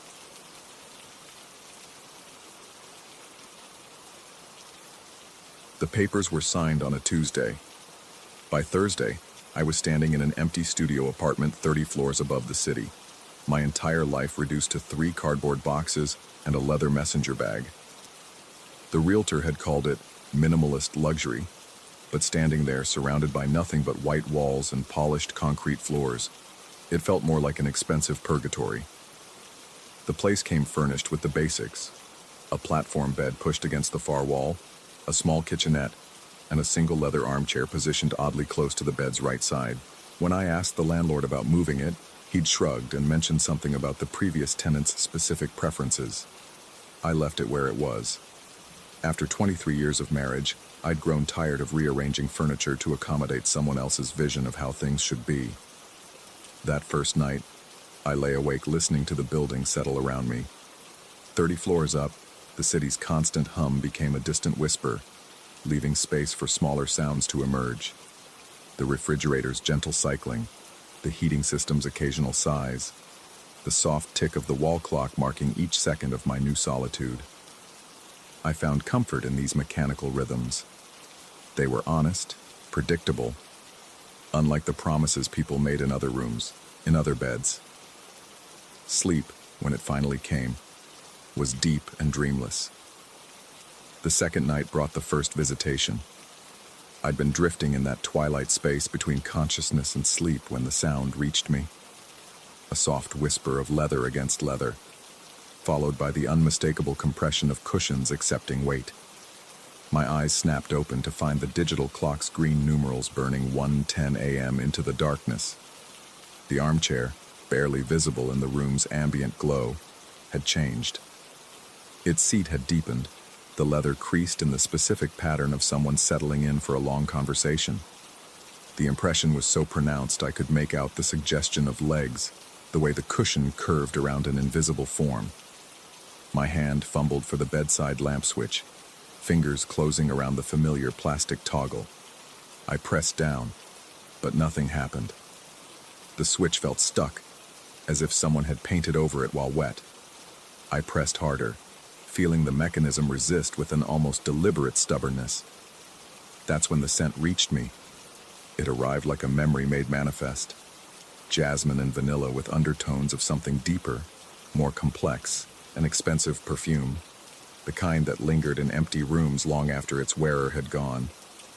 I knew that scent. It belonged to evenings out, to theater dates and anniversary dinners, to a woman who'd once shared my bed and now shared a lawyer. I held my breath, listening. The room had become preternaturally quiet, as if the building itself was eavesdropping. Even the distant traffic seemed muted, the world holding its collective breath. Minutes passed. 5, 10, 15. The clock's face remained steadily green, marking time with mechanical indifference. When I finally worked up the courage to look again, the chair had returned to its normal state. The seat cushion lay flat and undisturbed, the leather smooth as a forgotten photograph. The perfume had faded to nothing, leaving only the apartment's sterile air and my own shallow breathing. I told myself it was stress, divorce, relocation, disrupted sleep patterns, plenty of rational explanations for a moment of confused perception. The mind, deprived of familiar anchors, creates its own entertainment. I'd read about it somewhere. Probably. The third night, she arrived again at exactly 1:10 a.m. This time I was ready, lying awake with my phone's camera prepared and the bedside lamp's switch tested multiple times before settling in. When the soft compression sound came, I was already reaching for my device, thumb sliding across the screen to activate the camera's flash. But my finger wouldn't move. Not couldn't. Wouldn't. The command traveled from my brain to my hand, but somewhere in the transmission, it simply dissolved. My arm lay leaden at my side while I watched the chair accept its invisible occupant, the leather creasing with what seemed like practiced familiarity. The perfume bloomed stronger this time, accompanied by something else. The whisper of fabric against leather, the subtle creak of someone shifting to find a comfortable position. I strained to hear more, but the sounds remained just at the edge of audibility, like conversations overheard through thin walls. My paralysis lasted exactly 23 minutes. I know because I spent the entire time staring at the clock, watching the green numbers advance with agonizing precision. At 1:33 a.m., feeling returned to my limbs like water filling an empty vessel. The chair sat empty. The perfume had vanished. But something was different. In the morning light, I could see it clearly. A slight depression in the seat cushion center, perfectly round and about the size of a person sitting with their legs crossed. The leather around the depression showed faint stress lines, the kind that develop over time with repeated pressure. I spent that day researching the building's history, diving deep into property records and news archives. The tower was barely 5 years old, built on the site of a former parking lot. No history of tragedy, no unexplained deaths, no previous tenants who died in the apartment. The previous renter, according to the landlord, had been a traveling consultant who'd barely spent 3 months total in the space. Quiet type, the landlord had said. Never complained about anything. Left the place spotless when he moved out. I didn't mention the chair. Night 4 brought escalation. She arrived with her usual punctuality, the now familiar compression sound drawing my attention to 1:10 a.m. But this time, the visitation lasted longer. The perfume grew stronger, more complex, revealing layers I hadn't noticed before. The metallic tang of expensive jewelry, the faint sweetness of lipstick, the clean smell of recently washed hair, and I heard her breathing, soft, rhythmic inhalations and exhalations that seemed to match my own respiratory pattern. When I held my breath, the sound continued, creating an eerie counterpoint to my silence. When I breathed quickly, the rhythm remained steady, almost meditative. The paralysis came again, but differently this time. Instead of total immobility, I found I could move slowly, as if pushing through invisible resistance. My head turned toward the chair with agonizing deliberation, neck muscles straining against some unseen force. The seat cushion had depressed even further, and now I could see the armrests bearing weight as well. Small indentations marked where fingers might rest, and the chair's position had shifted slightly toward the bed, angled as if for better conversation. When consciousness returned fully at 1:47 a.m., I discovered something that made my blood turn to ice water. Finger impressions in the leather armrests. 5 distinct marks on each side, pressed deep enough into the material to remain visible in the morning light. I called in sick to work and spent the day photographing the chair from every angle, documenting the growing evidence of impossible visitations. The seat depression had deepened overnight, and the finger impressions were undeniable. More disturbing still, I could see subtle wear patterns developing in the leather, the kind of gradual deterioration that suggested months or years of regular use. That evening, I tried sleeping in the living room. The couch was uncomfortable, barely long enough for my frame, but it put distance between me and the chair. I thought proximity might be the key, that whatever was happening required my presence as a witness. At exactly 1:10 a.m., I heard it from the other room, the soft whisper of settling leather, followed by that increasingly familiar breathing pattern. The perfume reached me even there, carried on air currents that shouldn't exist in a sealed apartment. And then, for the first time, I heard her voice. Not words exactly, but the soft murmur of someone speaking conversationally, the rhythm and cadence of intimate discussion. The tone was warm, familiar, tinged with the kind of affection reserved for longtime companions. I strained to make out individual words, but they remained just beyond comprehension, like a radio station slightly out of tune. The one-sided conversation continued for 37 minutes. Sometimes the voice would pause, as if waiting for a response, before continuing with what sounded like gentle laughter or agreement. Once I thought I heard my name woven into the incomprehensible syllables, but I couldn't be certain. When silence returned, I waited another hour before creeping back to check the bedroom. The chair showed fresh signs of use, the seat now permanently depressed, the armrests bearing new finger impressions, and the overall position shifted another few inches closer to the bed. But it was the detail I noticed last that sent me fleeing back to the couch. A small, perfect lipstick mark on the chair's left armrest, as if someone had leaned over to adjust their position and brushed their lips against the leather. The mark was the exact shade my ex-wife had worn to our last dinner together, before the papers were signed. By the 5th night, I'd stopped pretending to sleep. I sat in the living room with all the lights on, laptop open, frantically researching everything from hallucinations to hauntings. The medical explanations felt inadequate.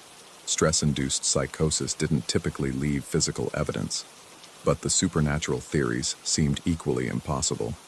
At 1:10 a.m., the visitation began as usual, but this time I heard something new.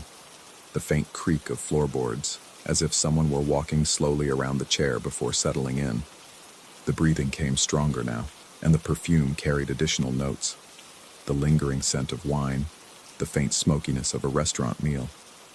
I found myself moving toward the bedroom, despite every rational instinct screaming at me to stay away. Each step felt like walking through deep water, but I couldn't stop myself. Some force was drawing me forward, and my own will seemed secondary to its pull. I reached the bedroom doorway and stopped, my body refusing to cross the threshold. From there, I could see the chair clearly, and what I witnessed defied every attempt at rationalization. The seat cushion had compressed into the perfect outline of a human form. The armrests bore the clear impression of hands, and the chair's back showed the subtle pressure patterns of someone leaning comfortably against it. But most unnervingly, the leather surface had begun to warm, developing the slight sheen of body heat transfer. And there, in the space above the seat, I could see the faintest suggestion of disturbance in the air itself.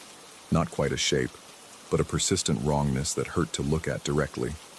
Like staring at heat shimmer on summer asphalt, but contained in the rough outline of a seated figure.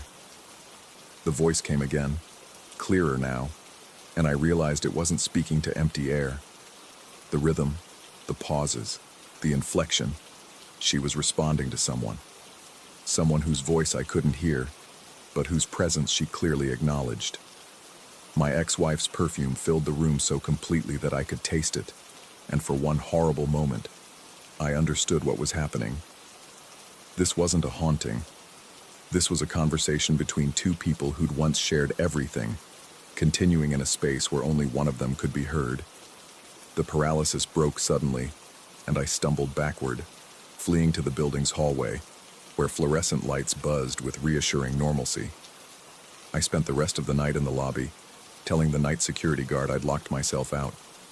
But even there, 30 floors below, I swear I could still smell jasmine and vanilla, carried on air currents that shouldn't exist.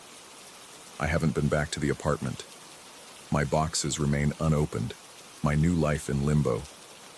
The landlord calls daily, asking about rent, but I can't bring myself to explain. How do you tell someone that you're afraid to sleep in your own bed because your ex-wife visits it every night, having conversations with someone who isn't there? Or worse, someone who is there but whom only she can see? The lease runs for 11 more months. I've been staying in hotels, telling myself I'll figure out a solution, that there's a rational explanation waiting to be discovered. But late at night, when I'm alone with my thoughts and the city's distant hum, I find myself wondering about those conversations. What are they discussing? What plans are they making? And why, after 23 years of marriage and 6 months of bitter divorce proceedings, does my ex-wife suddenly have so much to say to me? Most troubling of all, what happens when she realizes I'm not there to listen? The chair is still waiting, growing more comfortable with each passing night, wearing into the perfect shape of long conversation. The finger impressions grow deeper, the perfume lingers longer, and somewhere in that sterile apartment, 30 floors above the city, two people continue a marriage that was supposed to have ended with signatures on legal documents. I should go back. I should face whatever is happening in that room, demand answers, reclaim my space and my sanity. But every time I think about returning, I remember the lipstick mark on the armrest and the way the air shimmered with impossible presence. Some conversations, I'm beginning to understand, don't end just because one person leaves the room. They wait, patient as leather and permanent as memory, for the other voice to return. Story 7. The metallic groaning started on my third night in the loft. Not the settling sounds you'd expect from a converted industrial building. Those had been my constant companions since I'd signed the lease papers with trembling hands. My savings account gutted, but my dreams intact. This was different, deliberate. 3 sharp raps against steel, echoing through the cavernous space like Morse code from somewhere above my head. I'd found the loft through a crumpled classified ad in a coffee shop, the kind of place where freelance designers like myself hunted for cheap studio space. The building had been a textile factory once, its bones still bearing the scars of heavy machinery and decades of industrial labor. The realtor, a nervous woman who kept checking her watch, had rushed through the tour with practiced efficiency. High ceilings, excellent natural light, affordable rent. Everything I needed to finally establish my design studio after years of working from cramped apartments. She hadn't mentioned the sounds, That first night, I'd attributed the noise to pipes or settling beams. Old buildings talk, I told myself, arranging my drafting table beneath the large windows that faced east. The morning light would be perfect for color matching. The space felt right, despite its rough edges, exposed brick walls, concrete floors polished smooth by decades of foot traffic, and the intricate network of steel beams that crisscrossed the ceiling like industrial veins. But on the third night, when those 3 distinct raps came again, I found myself staring upward into the shadows between the beams. The sound had originated from a specific location, a heavy H-beam that ran directly over my workspace. In the dim light from my desk lamp, I could see where the beam met the vertical support column, a junction that looked somehow different from the others. Less finished, rougher. I reached up and tapped the column with my knuckles. 3 raps answered back immediately. My hand froze against the cold metal. The echo of my own knocking had barely faded when the response came, sharp and metallic, originating from the exact same beam. Not an echo, a reply. The precision of it sent ice through my veins, but I forced myself to remain rational. Sound traveled strangely in large spaces. There had to be an explanation. I tapped again, this time with a deliberate rhythm. Tap, pause, tap, tap. The response mirrored my pattern exactly. Tap, pause, tap, tap. My mouth went dry. I backed away from the column, my eyes fixed on the beam above. In the shifting light from my desk lamp, the junction where beam met column seemed to pulse with shadow, as if something dark lived in that space between metal and metal. Sleep eluded me that night. Every creak of the building sounded amplified.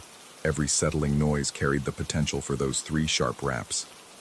I found myself listening with the intensity of a monk in meditation, waiting for sounds that never came when I expected them. The next morning brought clarity and embarrassment in equal measure. Daylight had a way of making nighttime fears seem foolish. Old buildings were full of acoustic quirks, sound bouncing off surfaces, creating illusions of communication where none existed. I'd simply startled myself with echoes and coincidence. I threw myself into work with renewed focus.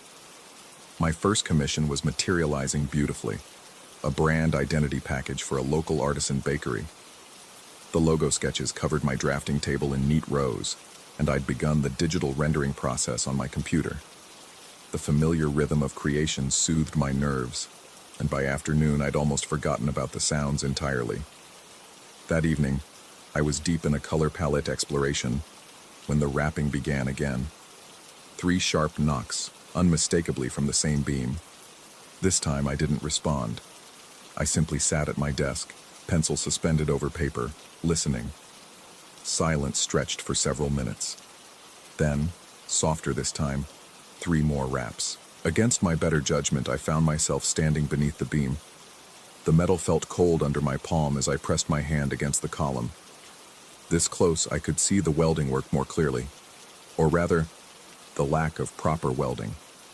The beam connection looked hastily done, with uneven beadwork and gaps that should have been filled. It looked almost temporary. A voice from behind me made me jump. That beam's been giving folks trouble for 20 years. I spun around to find an elderly man in the doorway, weathered face, work-stained clothes, the kind of permanent stoop that comes from decades of physical labor. I hadn't heard him enter. "Sorry," he said, noting my startled expression. Door was open. "I'm Sal Martinelli. Used to work here when this was still Cromwell Textiles." He gestured toward the beam with a knowing nod. "We never did get that junction right. Management was always rushing jobs, cutting corners. That beam there." He pointed directly at the source of the sounds. "Should have been properly welded when they expanded the second floor back in '78. Instead, they just slapped it up quick and dirty. Always meant to go back and fix it proper, but the plant closed before we got the chance." "Fix what exactly?" I asked, though I wasn't sure I wanted to know. Sal's eyes moved to the beam, then back to me. "The connection's not solid. Beam shifts when there's too much weight above it. Buildings got sensors throughout the structure. Safety requirements after some incidents in the early 2000s. When the stress gets too high, the building, well, it finds ways to let you know." The rational part of my mind seized on this explanation with relief. Sensors, stress monitoring, perfectly logical for an old industrial building converted to mixed use. The sounds were simply automatic alerts, triggered by structural stress. Perhaps my equipment had pushed the building's weight distribution past some threshold. "What kind of incidents?" I asked. Sal's expression darkened slightly. "Partial collapse in the east wing. Nobody hurt, thank God, but it got the city's attention. They required all sorts of monitoring equipment before they'd approve the conversion permits." He paused, studying my face. "You're the designer, right? Moving in a lot of heavy equipment?" I nodded, though my setup was hardly what I'd call heavy. A drafting table, computer equipment, filing cabinets, some storage units for materials, standard studio furniture. "Might want to be careful about overloading," Sal continued. "Buildings got good bones, but those quick-fix connections from the old days, they weren't meant to carry much additional weight. The monitoring system, it's pretty sensitive, starts warning when stress levels climb too high." After Sal left, I felt significantly better about the situation. Mystery solved. The sounds were automated stress alerts from building sensors, perfectly normal for a converted industrial space with a complex structural history. I made a mental note to contact the building management about the sensitivity settings and continued with my work. But as days passed, the explanation began to feel less satisfying. The sounds didn't occur at random intervals as I'd expect from an automated system. They came in response to specific actions. When I moved furniture, when I brought in new materials, when I worked late into the night. The timing felt too precise, too aware of my activities. And there was something else. The sounds had begun to change. What started as 3 sharp raps had evolved into more complex patterns. Sometimes a series of quick taps, like Morse code. Other times a rhythmic knocking that seemed almost melodic. The responses to my own tapping had become more elaborate too, as if whatever was generating them was learning, adapting, becoming more sophisticated in its communication attempts. I found myself documenting the patterns, sketching them out like musical notation in the margins of my design work. Tap, tap, pause, tap became a recurring motif. 3 quick raps, followed by 2 slow ones, appeared with increasing frequency. The sounds had developed a vocabulary that I was unconsciously learning to recognize. My work began to suffer. Concentration became impossible when every noise from above demanded my attention. I caught myself staring at the beam for long periods, waiting for the next communication attempt. The bakery commission stalled as I became obsessed with recording and analyzing the acoustic patterns emanating from the ceiling. Sleep grew elusive. Even when the building was quiet, I lay awake listening for sounds that might come. The silence felt heavy with potential, like the moment before thunder when the air itself seems to hold its breath. I'd installed a small recorder near my workspace, thinking I could capture evidence of the patterns, but playback revealed only faint metallic sounds that could have been anything. Settling, expansion, the building's normal voice. It was during one of these sleepless nights that I noticed the pattern in my own behavior. I'd begun tapping responses without conscious thought, my fingers drumming against surfaces in rhythm with the sounds from above. At my desk, against my coffee mug, on the arms of my chair, I was constantly tapping, as if my hands had learned a language my mind couldn't quite grasp. The realization chilled me. I was communicating with something I couldn't identify, using patterns I didn't remember learning. The boundary between conscious response and unconscious mimicry had blurred beyond recognition. I decided to test my theory. That evening, I positioned myself beneath the beam and deliberately tapped out a complex rhythm. 7 quick raps, pause, 3 slow ones, pause, 5 quick ones. A pattern I'd never used before, chosen randomly to see if the response would be equally random. The answering pattern came immediately. 7 quick raps, pause, 3 slow ones, pause, 5 quick ones. Perfect mimicry. But then, just as I was processing this confirmation, the beam continued. 7 quick raps, pause, 3 slow ones, pause, 5 quick ones, pause, and then a new sequence I'd never heard before. 8 slow, deliberate knocks that seemed to hang in the air like a question. I stared at the ceiling, my heart hammering against my ribs. The thing, whatever it was, hadn't just copied my pattern. It had repeated it and then added something new. It was trying to teach me.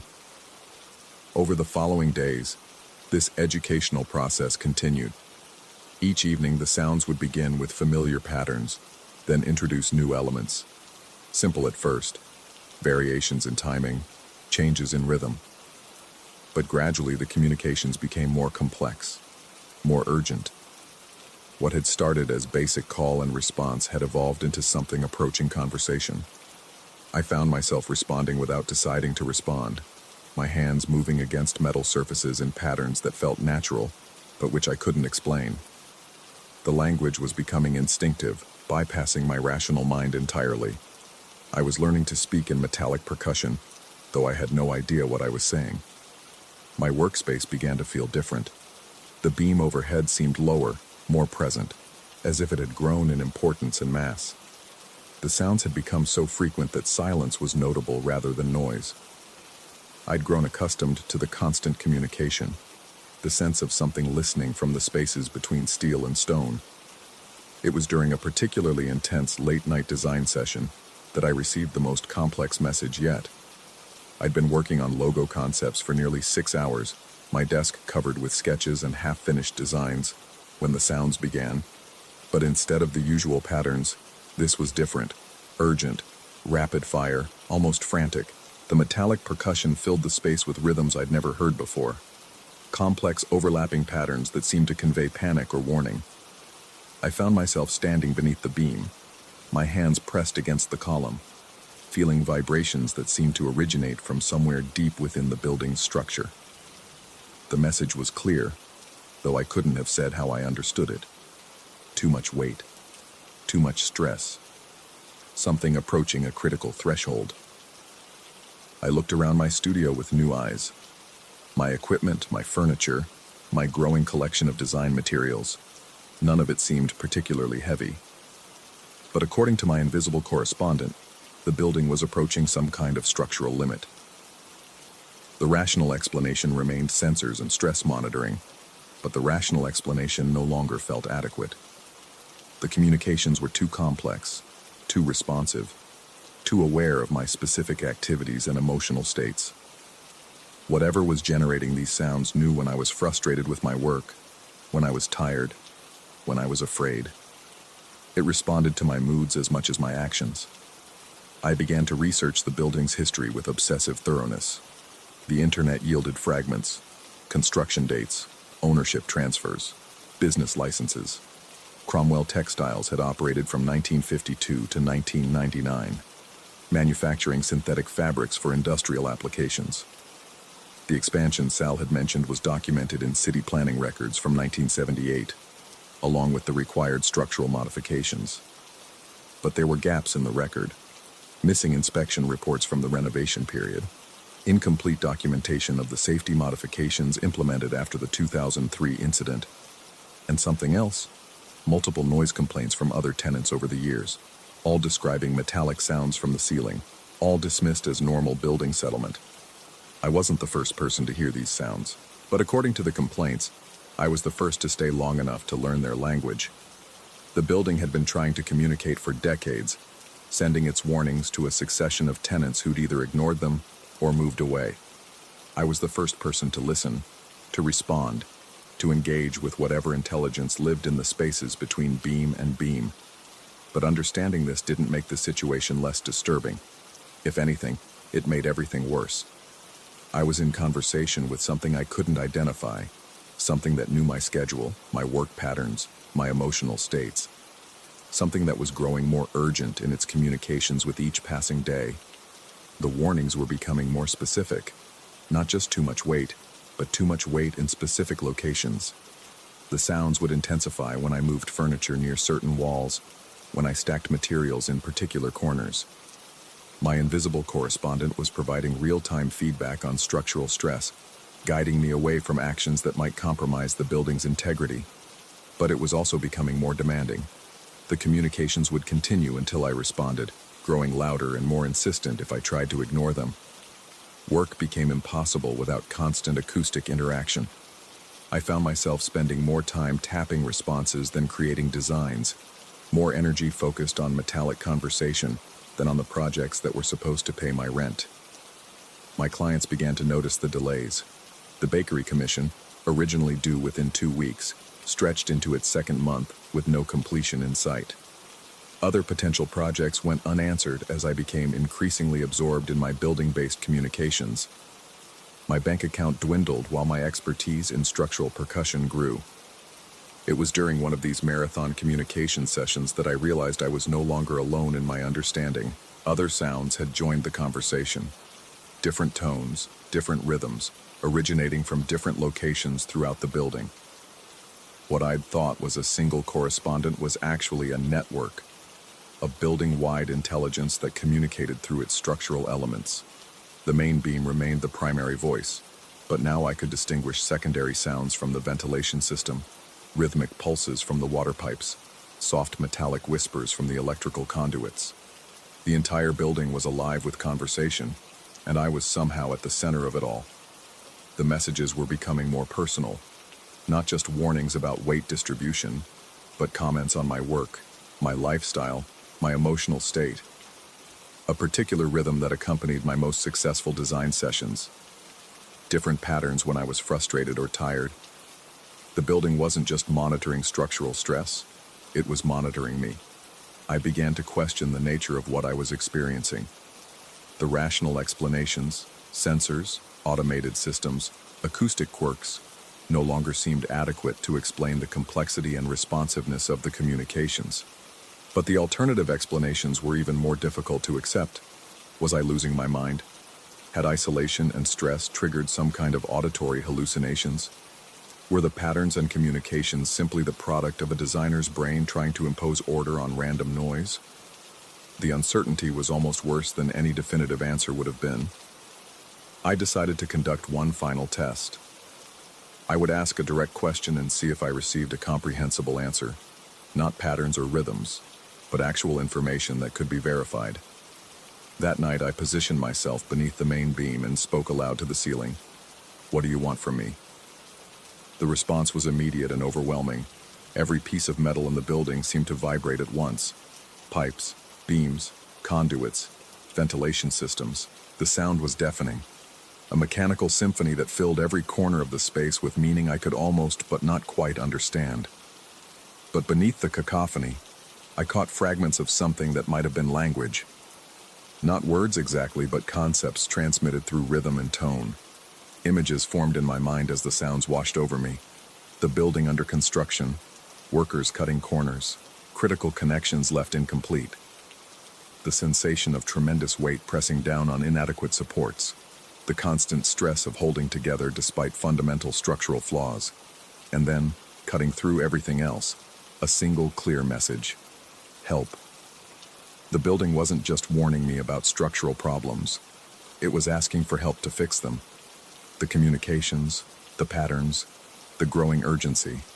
All of it was a plea for assistance from an intelligence that existed within the building's framework, trapped by the incomplete connections and hasty repairs that had left it perpetually unstable. But help how? I was a designer, not a structural engineer. I had no training in construction, no ability to repair decades-old welding problems. The building was asking for something I couldn't possibly provide. The realization filled me with a kind of existential vertigo. If this was real, if the building truly contained some form of consciousness that was reaching out for help, then I was utterly inadequate to the task. And if it wasn't real, if everything I'd experienced was the product of my own deteriorating mental state, then I was equally powerless to address the situation. Either way, I was trapped. Trapped by a building that needed more than I could give, or trapped by my own mind's construction of elaborate delusions. The distinction had become meaningless. As I sit here now, writing these words with hands that won't stop tapping rhythms against my desk, I can hear the building preparing for another conversation. The main beam is beginning its familiar pattern. 3 slow raps, pause, then the complex sequences that have become as familiar as my own heartbeat. I know I should leave. Pack my equipment, abandon the lease, find a safer space where buildings don't speak and beams don't plead for help. But I also know I won't. Whether through loyalty to a desperate intelligence or through the compulsion of my own fractured psyche, I'm bound to this place now.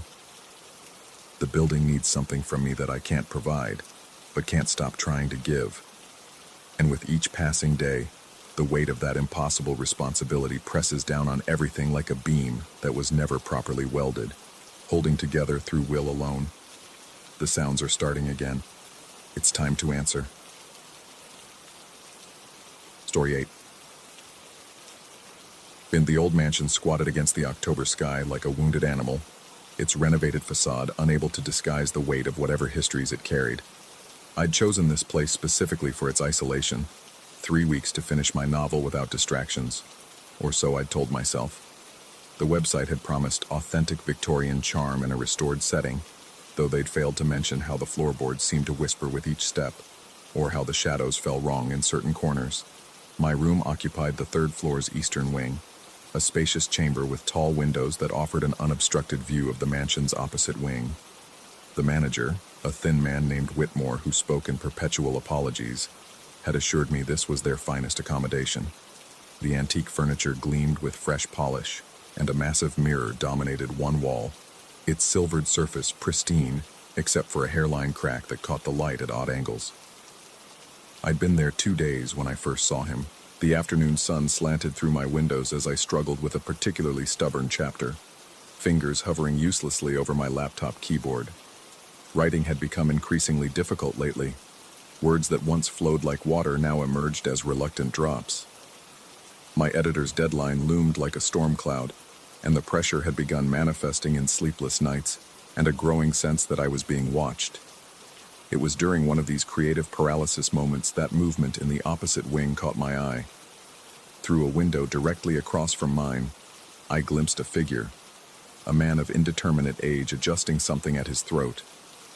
His skin possessed an unusual pallor, almost translucent in the dying light, and his movements carried a deliberate, ritualistic quality that made me pause my typing entirely. He stood before what appeared to be a mirror, though from my distance I couldn't make out the details clearly. His hands worked methodically at his neck, smoothing and adjusting what looked like a tie or cravat. There was something hypnotic about his repetitive motions, the way he tilted his head first left, then right, as if seeking some perfect alignment that perpetually eluded him. I watched for several minutes, fascinated despite myself. Writers are natural observers, and this man's behavior struck me as material, perhaps a character study for a future work. But as the sun sank lower, something about his reflection in that distant mirror began to trouble me. The light played tricks, certainly, but his reflection seemed incorrect somehow, delayed perhaps, or moving independently of his physical form. When darkness finally claimed the mansion, the figure disappeared, leaving only the faint outline of the window frame visible in the gloom. That night, sleep eluded me entirely. The mansion's sound seemed amplified in the darkness, pipes settling, wind threading through hidden gaps, the occasional creak of old wood adjusting to temperature changes. But beneath these natural sounds, I began to detect something else, a rhythmic tapping, like fingernails against glass, coming from somewhere within the walls themselves. I rose around 3 a.m. and approached my own mirror, drawn by an impulse I couldn't name. In the dim light filtering through my windows, my reflection looked haggard, older than my 38 years. The stress of recent months had carved new lines around my eyes, and my usually neat appearance had taken on a disheveled quality that concerned me more than I cared to admit. But it was the crack in the mirror that drew my attention. In the darkness, it seemed more pronounced, zigzagging across the surface like a lightning bolt frozen in silver. I traced its path with my finger, feeling the slight depression where the glass had separated. The crack was warm to the touch, which struck me as odd, given the mansion's persistent chill. The next morning brought rain, a steady percussive rhythm against the windows that matched the persistent ache growing behind my temples. I'd managed perhaps 2 hours of sleep, and coffee provided little relief from the fog that had settled over my thoughts. Writing proved impossible. Every sentence felt stilted, every paragraph a laborious construction that collapsed under its own weight. Around noon, The rain lessened enough for me to venture downstairs in search of Whitmore. I found him in the mansion's cramped office, a cluttered space that smelled of old paper and furniture polish. He looked up from a ledger with those perpetually apologetic eyes, already preparing some preemptive explanation for whatever complaint I might voice. Instead, I asked about the room across from mine, whether it was occupied, whether I might expect to see other guests moving about. Whitmore's expression shifted, becoming guarded in a way that immediately raised my suspicions. He explained, with uncomfortable fidgeting, that the eastern wing's opposite section had been sealed due to water damage from the previous winter. Extensive infiltration had compromised the structural integrity, and repairs were ongoing. No guests were housed there, and access was restricted for safety reasons. I pressed him about the figure I'd observed, describing the pale man and his mirror-side ritual. Whitmore's discomfort intensified, his hands moving restlessly across the desk's surface as he insisted that no one could possibly be in that section. Perhaps I'd seen maintenance workers, or shadows cast by passing clouds. Old buildings played visual tricks, he suggested, especially during transitional light. His explanations felt rehearsed, as if he'd offered them before to other guests who'd reported similar sightings. This possibility troubled me more than I wanted to acknowledge. Was I part of some pattern, some recurring delusion experienced by visitors to this particular room? That afternoon, despite Whitmore's assurances, I positioned myself deliberately at my window and waited. The rain had stopped, leaving the air heavy with moisture and the smell of wet earth. For over an hour, nothing moved in the opposite wing. The windows remained dark, reflecting only the gray sky and my own distant figure. Then, as shadows began to lengthen, he appeared again. This time, I observed him more carefully, noting details I'd missed before. His clothing appeared formal but antiquated, a style that might have been fashionable decades ago. The tie he adjusted was deep burgundy with a pattern I couldn't quite discern, and his movements possessed that same ritualistic quality I'd noticed previously. But it was his reflection that truly unnerved me. In the mirror he faced, his image seemed to move with a slight delay, as if the silvered surface was showing events from moments before or after. When he raised his hands to his throat, his reflection would begin the motion a heartbeat later.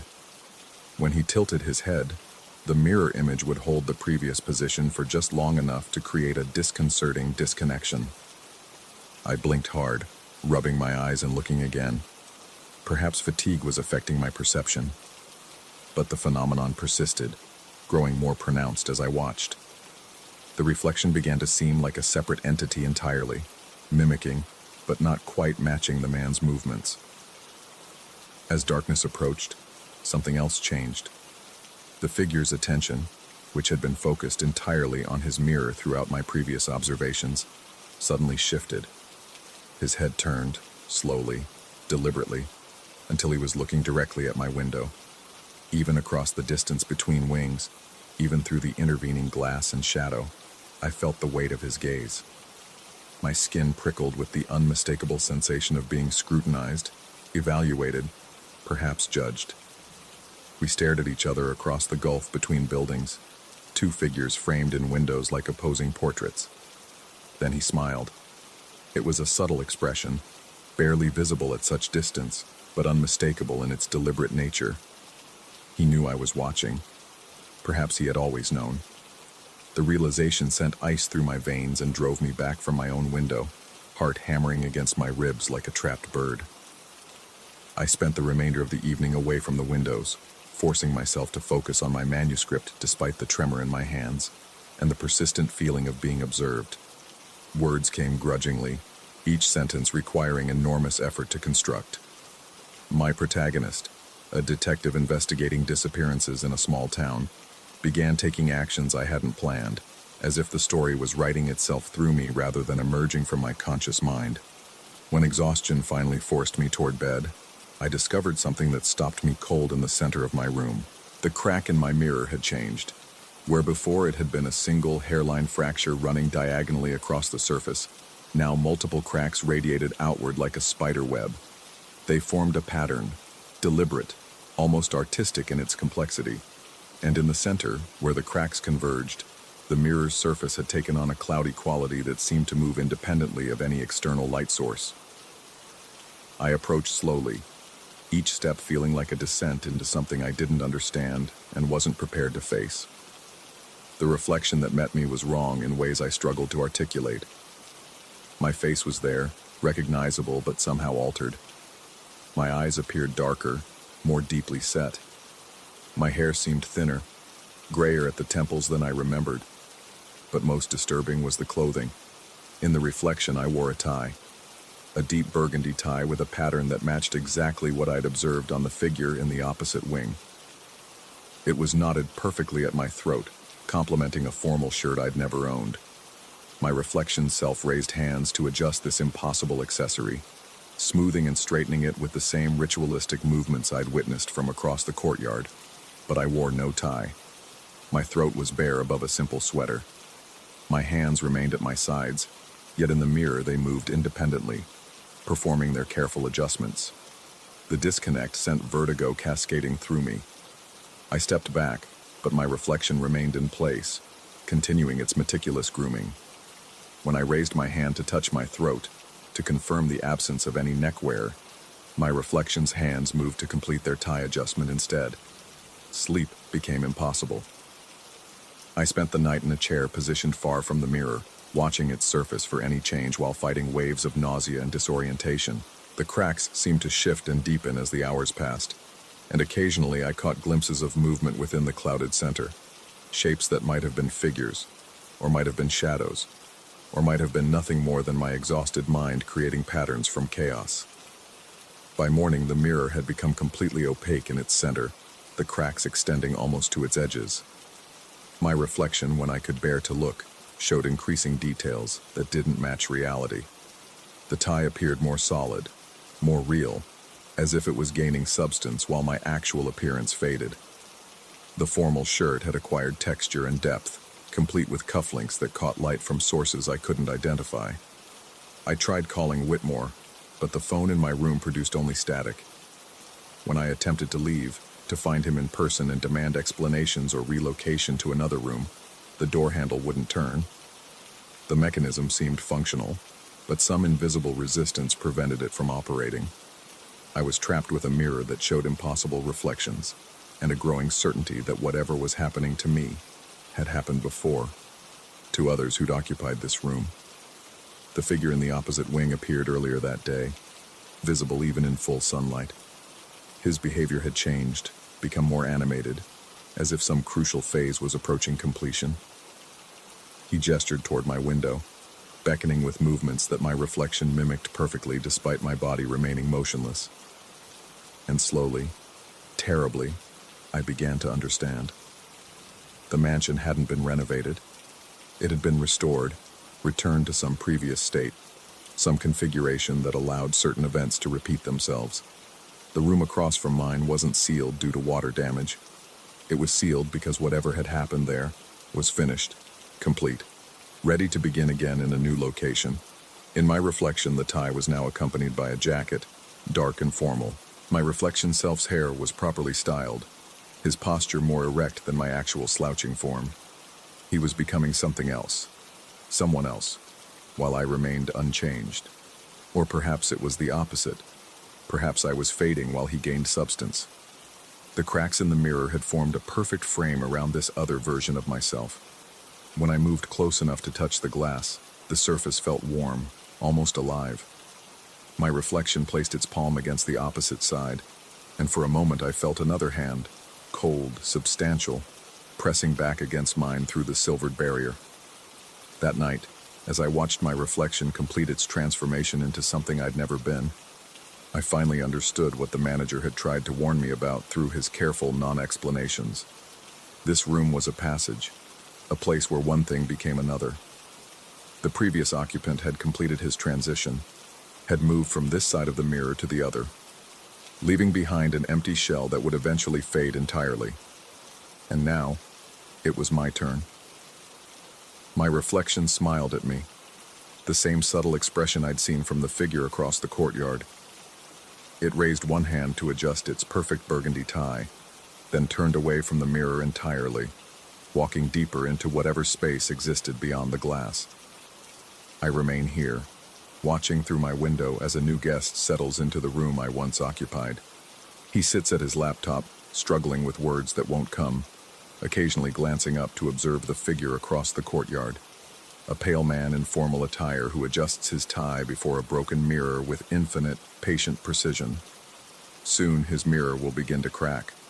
Soon he'll see his reflection wearing clothes he's never owned, performing actions he never takes. And slowly, inevitably, he'll understand what I've learned. Sometimes the thing looking back from the mirror isn't you at all. It's what you're becoming. The only question now is whether the transition is transformation or replacement, whether some part of me continues in that reflected world, or whether I simply cease while something else begins. I adjust my tie and wait for the answer, watching through eyes that may no longer be entirely my own as the cycle prepares to complete itself once again. Story 9. The advertisement had been too good to be true. A spacious upper floor in a century-old Portuguese house, complete with high ceilings, ornate azulejo tiles, and rent that wouldn't drain my savings. The landlord, Senor Silva, had seemed eager to close the deal, his weathered hands trembling slightly as he handed me the keys. When I asked why the previous tenant had left, he simply muttered something about old houses having old sounds,